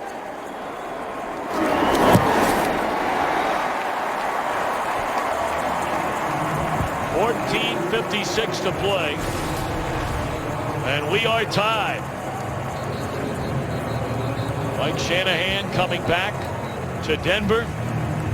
And a man who took his job here, John Fox, who's won divisional championships in each of his first 2 years with the Broncos. Twice he decides to go for it on 4th down as John Fox, and both times ultimately leading to a touchdown. They got down by 14 points, and like I said, then the Broncos, here they come. All of a sudden they start to execute. They're picking up first downs. A good job there on the 4th down play. They came back with a different play than they had originally showed that caused the Redskins to call timeout. Excuse me. They gave a look that they were going to just try to run the ball right up the middle, and then they were able to get everyone, spread out a little bit. But a well-executed play by the Broncos to come away with the touchdown on 4th down. We were tied at 7 at halftime. For those of you perhaps just joining us on an early evening back east, late afternoon here in the West. 16 plays, 83 yards, capped off by the touchdown reception to Dreessen. And we begin anew with nearly an entire quarter to play in Denver.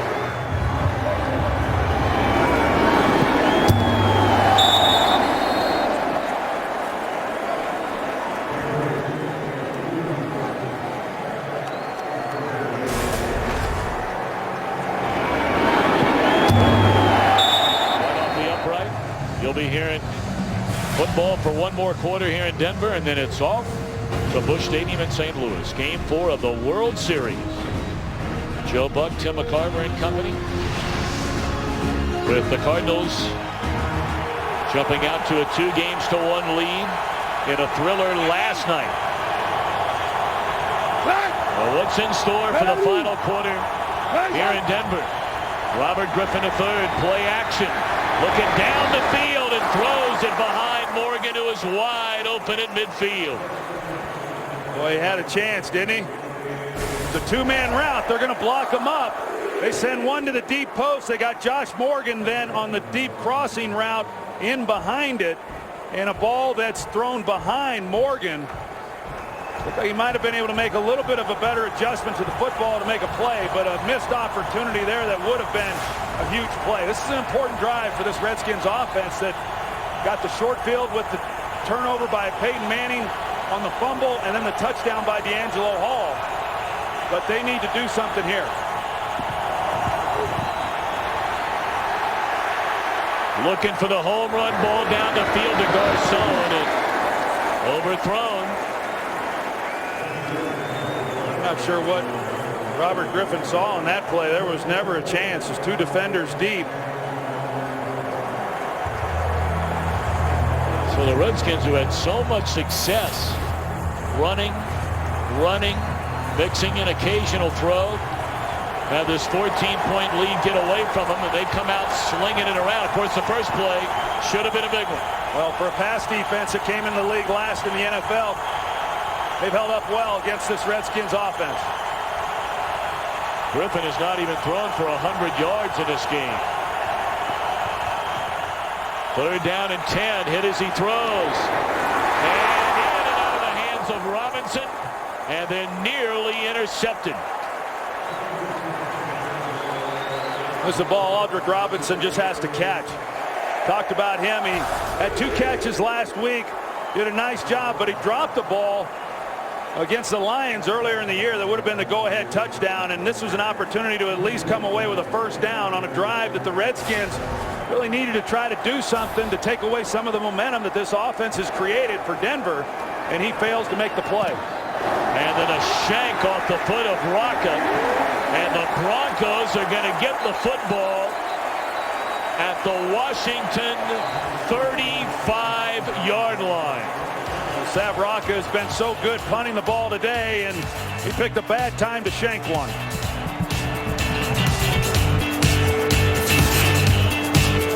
Today's game is sponsored by State Farm. It pays to double check. Talk to your agent today. By Bud Light, official beer sponsor of the NFL. And by Walmart. Save money, live better. Walmart. How cool is this right here? It's making me sick. That is Stuart Schoenfeld wearing a camera. That's the way he came into the ballpark today. No traffic problems that way. No, I'm not sure how those guys do it. Looks like a postage stamp when they're up. Right. They're just coming out. That was spectacular stuff. So first down for the Broncos. They set up the screen to Moreno. Inside the 30. Inside the 10. Moreno to the end zone.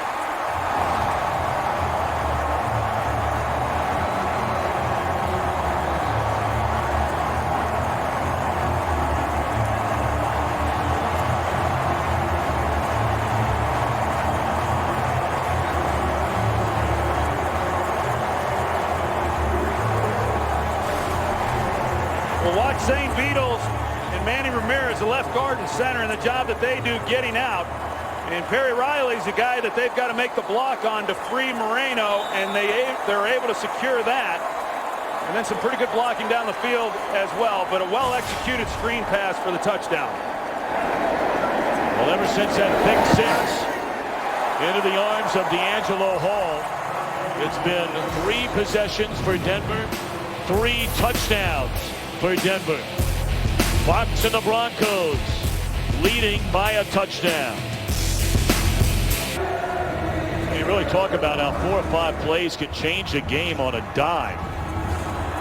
Griffin missed a wide open receiver on first down. On third down, Aldrick Robinson drops a pass. Wide open, would have been a first down. Rocca, a 15-yard punt.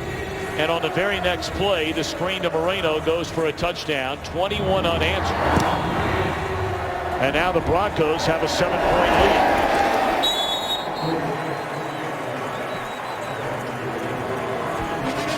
Well, next week on Fox NFL Sunday, It all begins with the Fox NFL kickoff show. That's at 11 a.m. Eastern time on Fox Sports 1. Followed by Fox NFL Sunday at high noon Eastern on Fox. Cowboys. That's where you'll be, Troy Aikman, back with your regular partner, Joe Buck. Cowboys with a tough loss today. Yep. We talk about what's happened here in the second half, and collectively you've got to be able to control Peyton Manning. That's special teams, certainly defense, but the offense has to help, and it's important that the Redskins start doing something on offense. Well, they're going to start out throwing again. Griffin with a month and a half back there in the pocket. And that's a completion, good for close to 9 yards, and that's Jordan Reed, who was shaken up earlier in the game. Of course, the Redskins last year started the season at 3-6. Mike Shanahan was hinting that maybe it was time to start looking at other players and looking towards the future as Morris picks up the first down. Ball is on the ground, and the Redskins covered it up. That's Logan Paulson diving on top of the football. Redskins start out this year. They look very bad, especially on defense, as Trevathan stripped that thing away, but Paulson able to get it. They're hoping they have the kind of run in the second half of the season like they did last year. Ball is stripped, and this time it is Denver to get it. Von Miller, and this is his second game back, stripped the football away, and Derek Wolfe able to cover it up. Well, we've seen times in this game where Robert Griffin has held the ball when he's had people open. This isn't one of those times. There was nobody down the field, so he's waiting, and then Von Miller does what he does best. He's able to get in there on the quarterback, and when you get that kind of look, you're going right after the football, and he knocks it loose. You see the man coverage. It's one-on-one across the board, and nobody was able to shake free.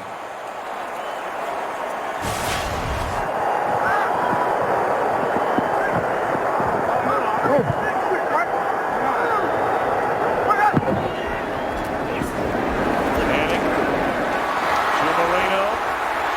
Breaks one tackle. Spins away from another. Down to the 9-yard line.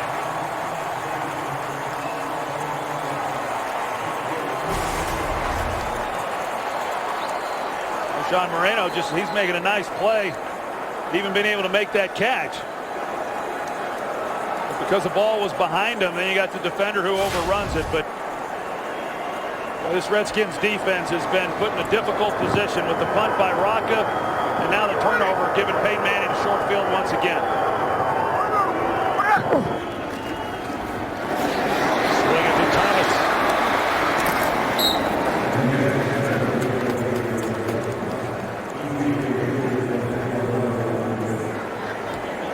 Just haven't been able to get anything. The Redskins haven't, throwing the football.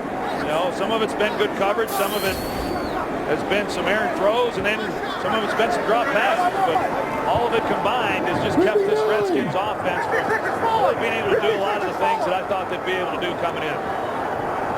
Manning eclipsing 300 yards passing once again. And short of a touchdown is Montee Ball. 3rd down and goal.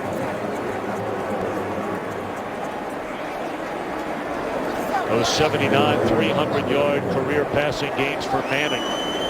He owns that record in NFL history.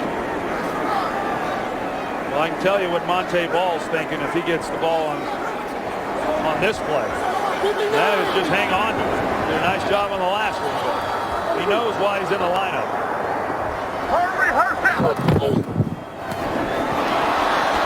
That's a dangerous call right there. Batted into the air by Arakpo. And the Broncos fortunate that wasn't batted straight up in the air for somebody to go get it. Yeah, it's just a different game, when you get down there that close to the goal line and you're throwing the football. That's a game that's foreign to me. Yep. When I was playing, you hand it off 3 times to Emmitt Smith and let him score, and they have a great opportunity right down there on the 1-yard line, and they fail to come away with the touchdown. Still make it, if they make this, they turned it into a 2-possession game. But a long way to go. Prater has not missed this season and still hasn't.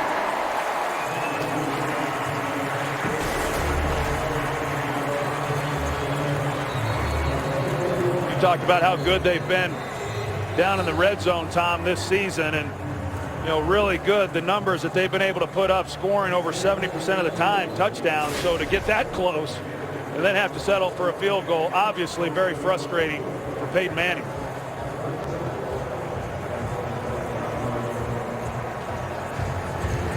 Well, still a long way to go in this one. 11:14 to play, 31-21. Von Miller causing that fumble a moment ago by Robert Griffin III, which leads to the field goal. Redskins have just really gotten away from their run game here in this second half. And it's not like they've been playing catch-up the entire second half. Well, part of it is they had the short field. Of course, they lost the possession with the touchdown by DeAngelo Hall and then a short field with the fumble by Peyton Manning. So the numbers from that standpoint, a little bit misleading, but 24 unanswered points. And you can only hold Peyton Manning down for so long. The last possession, I said, it's time for this offense to get going. You cannot ask the defense to go back out onto the field without much rest and make a stop. Yet they were able to hold them to a field goal there after the turnover. This offense has to do their part.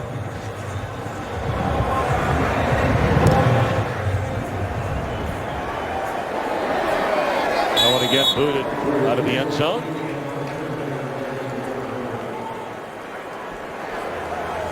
Well, we figured we'd have a shootout here today. Didn't look that way early on. The Redskins tying the game on a 95-yard drive just before halftime. A fumble led to a touchdown, interception for a touchdown to put Washington up by 14.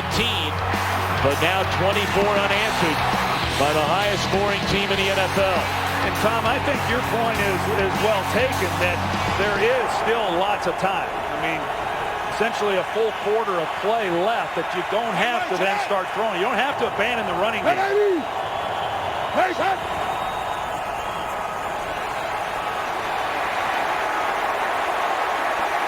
Flag comes down. That is an incomplete pass. Dropping back to throw it on first down was Griffin.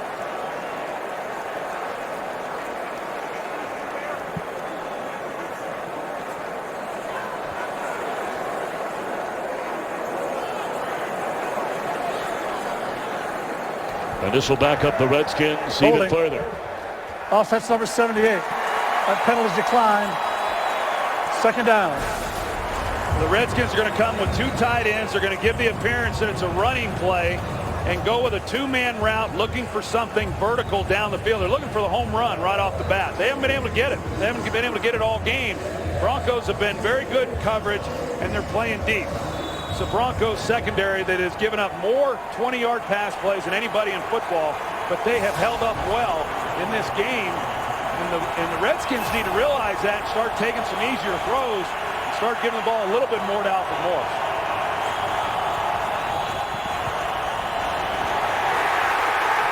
All the way back at the 5-yard line in the arms of Derek Wolfe.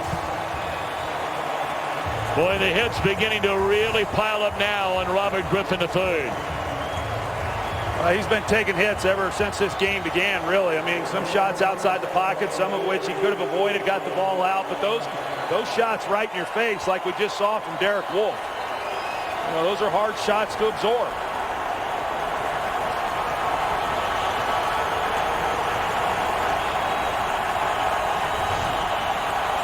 They need to get to the 30 for a first down. Ball at the 11. Screen to Garcon. And that gets him up to the 20, but it is 3 and out for the Redskins again.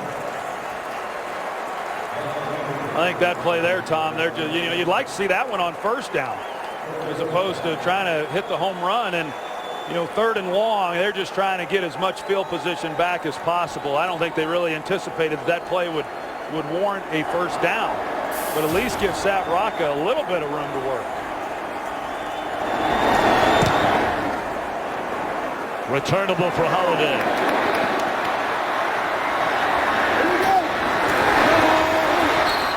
And he's run out of bounds at the 45-yard line. Under 10 minutes to play.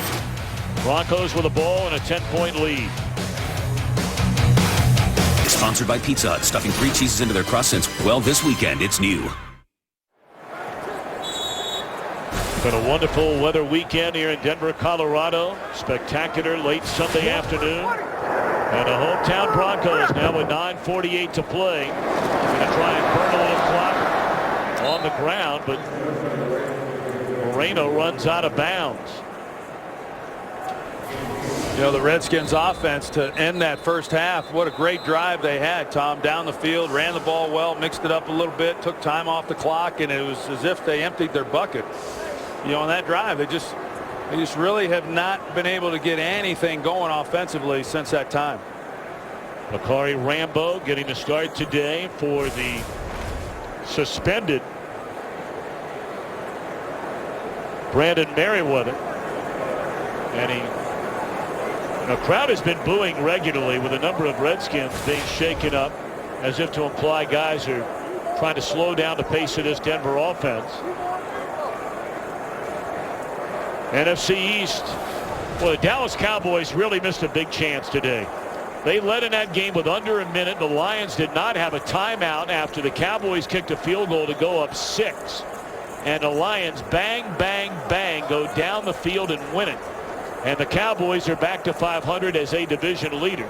The Giants beat the Eagles, and don't look now, the Giants are only 2 games out of first place. Oh, stop. There's 10 games to go. I know, you're right. I mean, you're right. When they hadn't won a game yet, you know, I was saying, hey, they're not out of it yet. And they put a couple wins together.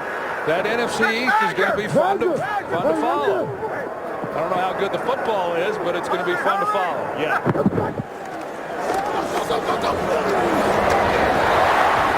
Welker. And that is a first down to the Washington 43.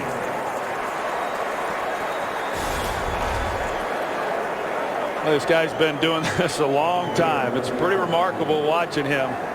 You know, in practice on Friday, Tom, I've been to a lot of Friday practices. I've taken part in a lot of Friday practices, and to watch these receivers, Wes Welker in particular, the way that he works on what normally is a slower paced day was awfully impressive.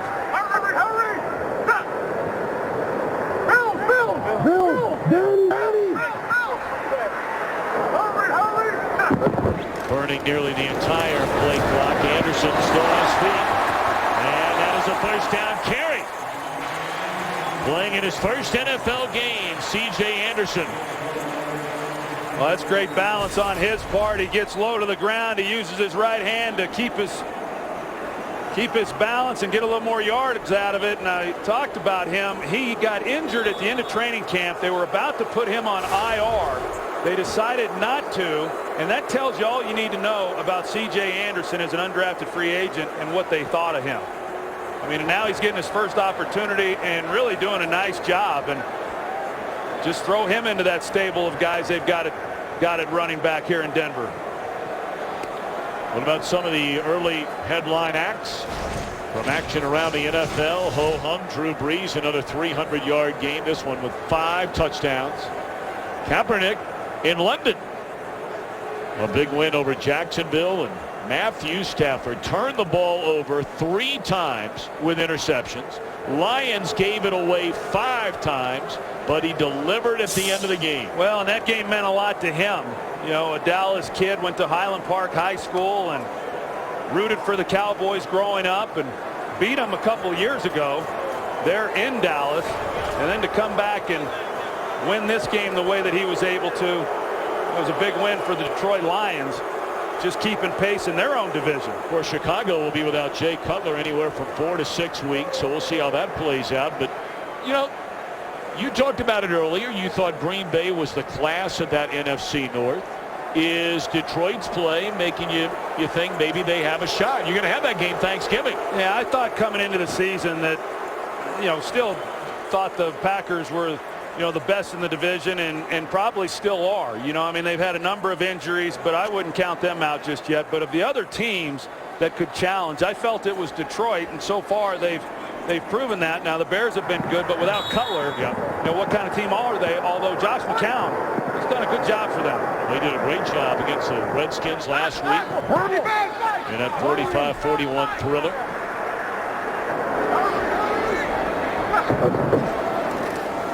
Manning looking down the field. The ball's tipped, and it's intercepted. Jordan Pugh just brought back to the Redskins, fumbles the ball, and they're saying he's down. The ground caused the fumble, so hold on a minute. Just when Peyton Manning and the Broncos had a chance to perhaps put this one on ice.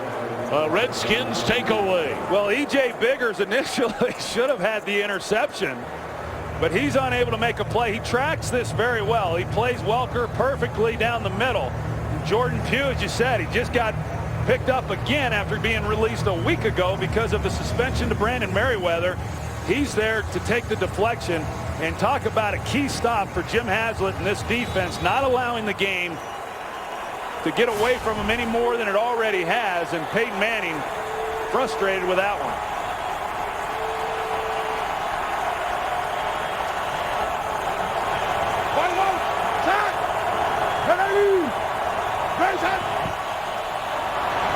They're finally going to give it to Morris, and this time no running room. If you can believe this, since Alfred Morris carried on 3 straight plays, capping it off with a touchdown.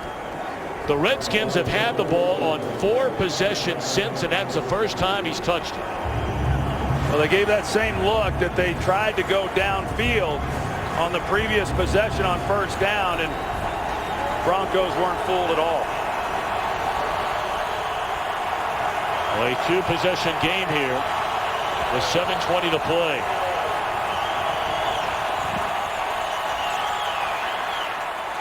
And intercepted by Denver.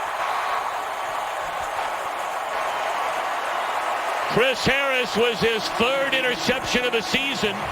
It looked like the Redskin wide receiver fell down. Yeah, Pierre Garçon, he's trying to come out of the break. He falls. Chris Harris right there to make a play on it. The Denver Broncos, Tom, defensively last year were a top 5 defense. They were outstanding. Jack Del Rio had this group playing awfully well. They come into this season without Champ Bailey. They don't have Von Miller. They've given up a lot of yardage. And looking at them, you believe that they're only going to get better. And I think they're still going to continue to get a lot better than what we've seen here today. But they've been awfully good. Well, they have Woodyard back. He was out a couple of weeks. You talked about Miller serving the 6-game suspension. They're hoping to get Bailey back after the bye week next week. Moreno, strong running. It's just rare, Thomas. We got a penalty on the field. It's Holding. Offense number 66. 10-yard penalty. Repeat first down. You know, it's rare that you have a great offense and a great defense. They had that last year. That's why they missed a great opportunity in that playoff game against the Ravens. But Jack Del Rio, they get overlooked because of Peyton Manning. But this defense last year was excellent, and I think by season's end, we're going to be talking about this defense as playing. Really? They may not statistically be showing it, but I think they'll be playing at that time as well as anybody of the playoff teams. Well, if that's true, then teams in the AFC are in a world of hurt. Because if this defense gets to the kind of level you're talking about, and look, this isn't taking anything away from Kansas City, Cincinnati, perhaps New England over in the East, but if this team starts to play really good defense along with this offense, that's a scary scenario. There's no question. I mean, it's rare, like I said, it's rare to have great offense and even good defense, but it's a much better defense than what their rankings would suggest. Into the hands of Demaryius Thomas on his way to the end zone.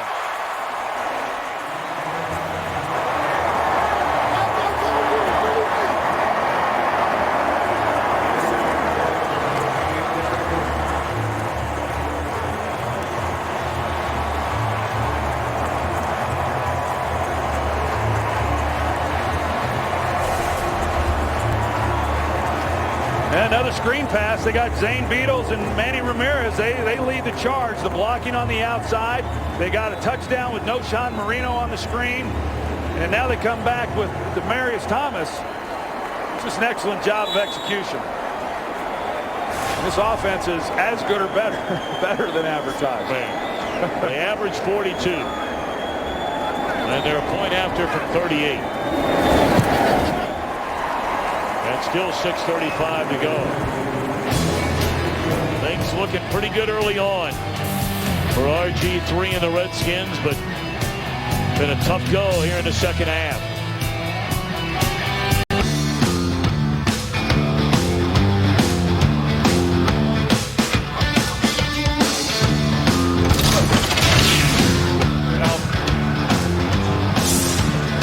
America's game of the week here in Denver, Colorado. Broncos fell behind 21-7 in the opening minutes of this third quarter. And now those 336 points through 8 games. The most in the history of the NFL by any team through 8 games. They've held it each and every week. But they have to keep putting up anywhere from 35 to 45 depending on the week to keep up that pace. First down for the Redskins when we come back, but let's check in back in Los Angeles, giving us a preview of Game 4 of the World Series. Here's Joel Klatt. That's right, Tom. Coming up after football, it is Game 4. Live from St. Louis, the man at the middle of the controversy a night ago, Will Middlebrooks. And the Boston Red Sox look to tie it at 2 out to St. Louis after football. Tom, Troy, back to you. All right, Joel, thank you very much. Joel's been at it a long time today. They get started bright and early. Well, he has long weeks. He does that Thursday night game, too. Does a great job. OT presented by Lowe's coming up right at the end of this one, and then out to Busch Stadium in St. Louis. Catch made by Jordan Reed, and he's run out of bounds after a gain of 10. And with that catch there, Tom, the Redskins just now go over 200 yards of offense for the game, and this is an offense that came in 4th in the league, averaging well over 400 yards a game. So that kind of puts into perspective how good this defense has been for the Broncos. That's a straight drop by Reed.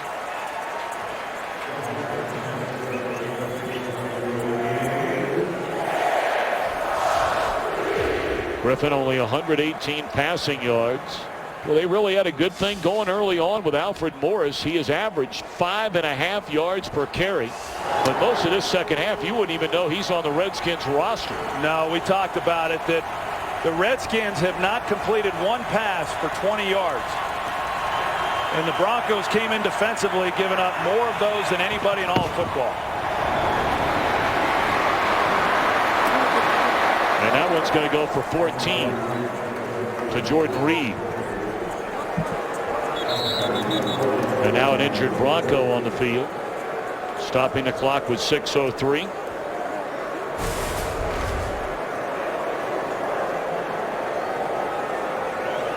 Garcon, they're just leveling Chris Harris. And he's the injured Bronco.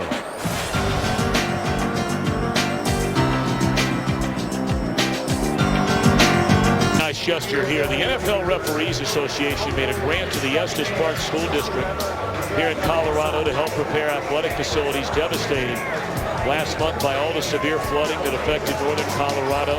Jim Quirk, the NFLRA executive director, presented that check earlier today to the school district principal Chuck Scott.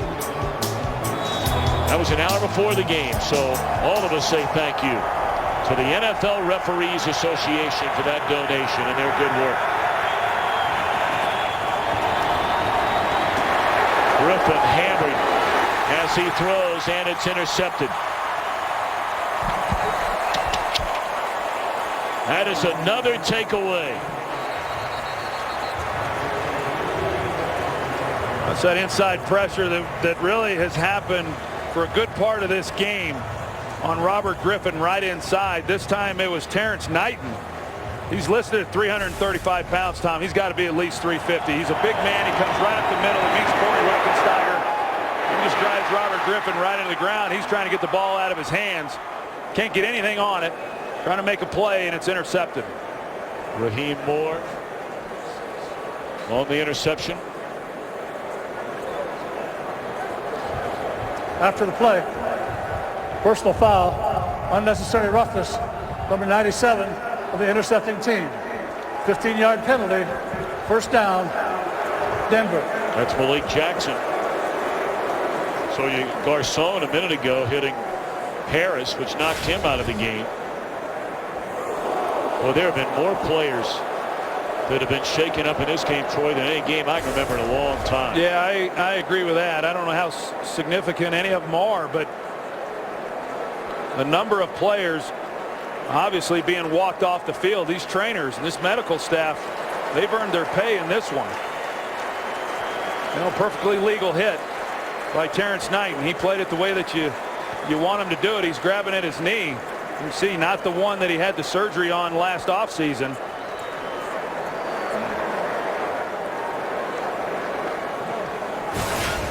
Well, the Redskins turn around and they've got another tough opponent next week in San Diego. It's going to be a short week in trying to get ready for them, but they've got a lot to accomplish here in the next 6 days. Montee Ball for a couple of yards. It's going to be a lot of bags of ice on that plane ride home tonight for a whole lot of Redskins, especially Robert Griffin III. And hopefully he's okay and nothing wrong with his leg or his knee. As they're taking a look at it now over on that sideline.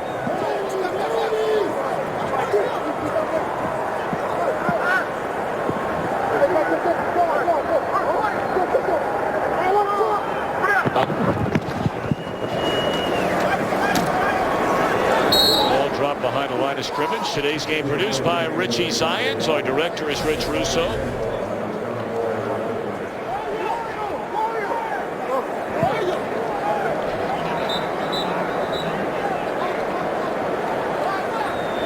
Not sure if they're looking at his ankle or his knee. But all those great pictures from Richie Zions, our producer, and our director Rich Russo. Our associate directors Jake Jolivet and Rich Gross. Broadcast associates Bentley Elliott and Alex Olson. Technical producer is Petey Cheverus. We just call him Chevy. Our technical director Colby Bourgeois. Audio mixer Freddie Aldis. Pride of Phoenix, Arizona. Was that caught in bounds or was it intercepted? That is intercepted by DeAngelo Hall. Boy, here the Broncos with 4 minutes left to go, leading 38-21, and they're throwing a long ball. I thought Demaryius Thomas had made the catch, and all of a sudden DeAngelo Hall comes down with it. And look at this play that he makes. I mean, Demaryius Thomas had it, and DeAngelo Hall just takes it right away from him. So much for the left knee there. RG3 found out that it got intercepted, and now he's going to come back out, or maybe not. Well, they told him, nope, you're staying right where you are. They're going to bring in the backup Kirk Cousins, who's not played all year long. Of course, he had that one spectacular start last year, replacing the injured Robert Griffin III against Cleveland when he threw for over 300 yards and a couple of touchdowns. He led them to another win. You may recall against Baltimore. Well, that run last year was outstanding by the Redskins, and a lot of focus on RG3 and Alfred Morris. They wouldn't have had that run either, as you said, if it weren't for Kirk Cousins. Batted down.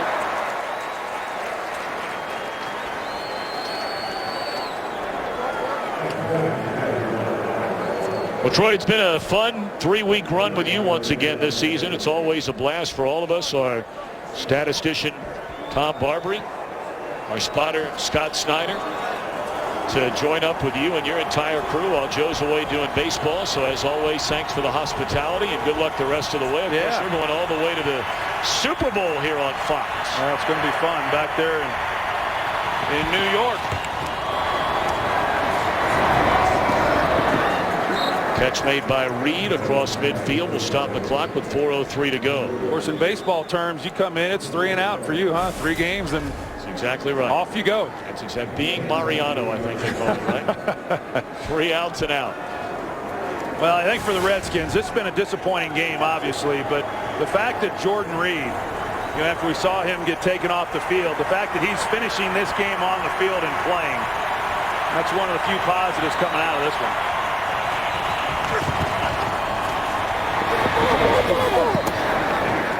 Second down and 10. For the first 2 Denver possessions in the second half, a fumble, Redskins scored a touchdown. Interception returned for a touchdown. Since then, 3 punts, 3 turnovers. Yeah, no, it was when they got down 14 points, it just got them even more focused. I mean, what was it, 31 unanswered points, you know, after the second turnover. It's impressive. 35 points here in the second half.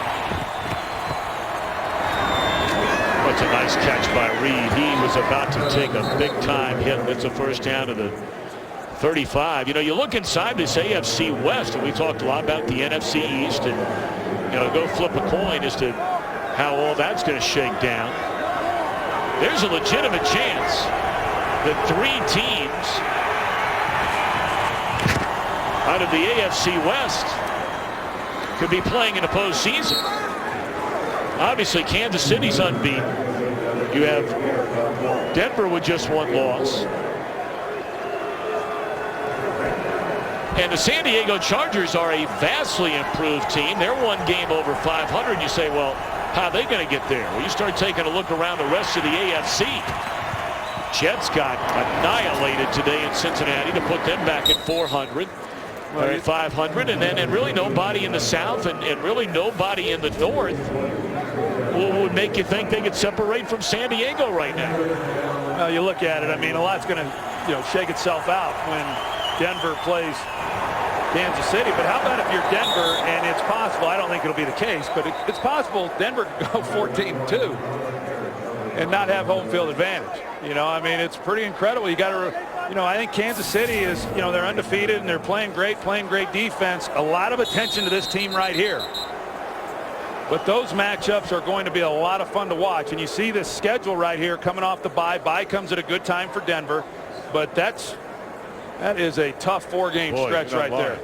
3 out of 4 on the road. Your only home games against Kansas City. Danny Trevathan shaken up. And let's check in for more on RG3 with Pam Oliver. Yeah, Tom, Robert Griffin literally hopped off the table and tried to get away from the Redskins medical staff. Griffin has a left knee injury. His return is questionable. He's not in the game right now as a precaution. Well, that's good news. Hopefully everything's going to be okay with him wanting to come back into the game. Suffered the multiple ligament tears in his right knee during that playoff loss against the Seahawks last year, and many wondered would he be the same guy. Didn't play the entire preseason. They waited until the season opener, and without question he looked rusty when the season began. But you know, 2 of these last 3 weeks starting to show signs again, and that is intercepted. Dominique Rodgers-Cromartie to the end zone.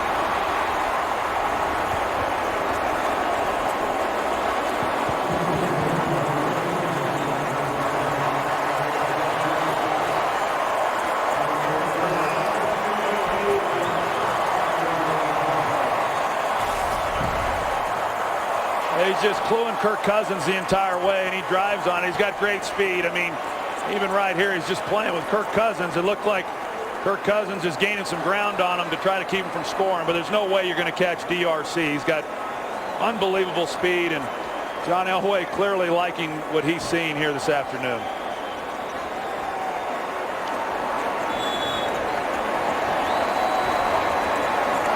You know, so here they're held to 7 points in the first half, Tom. They come into this game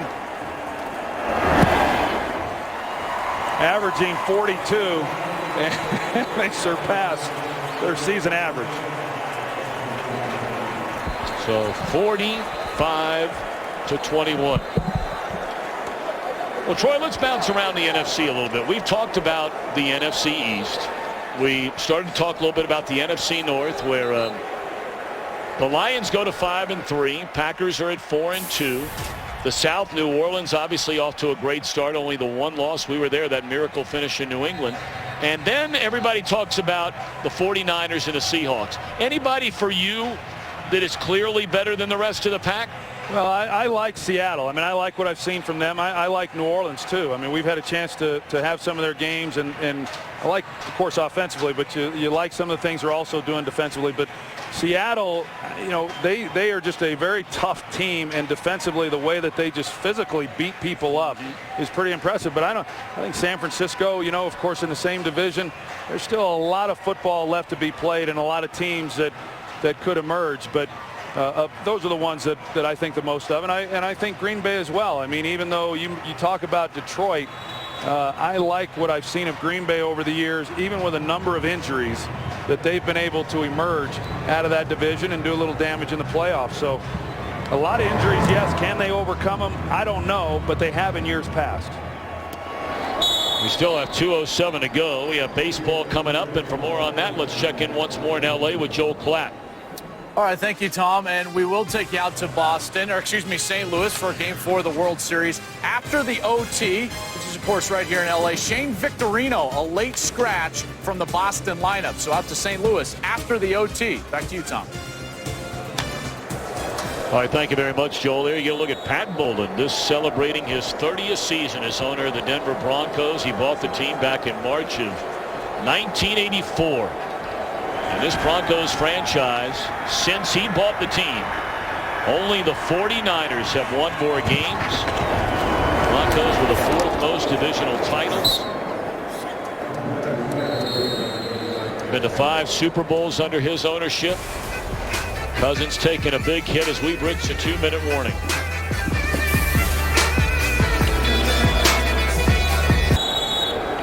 Well, there was no penalty on that last play where Cousins threw the football, but you can mark it down. There will be a fine handed out sometime during the week. The ball is intercepted by Shawn Phillips. Former Pro Bowl linebacker in the 3-4 with San Diego, having an excellent year with Denver. Rolling the dice there.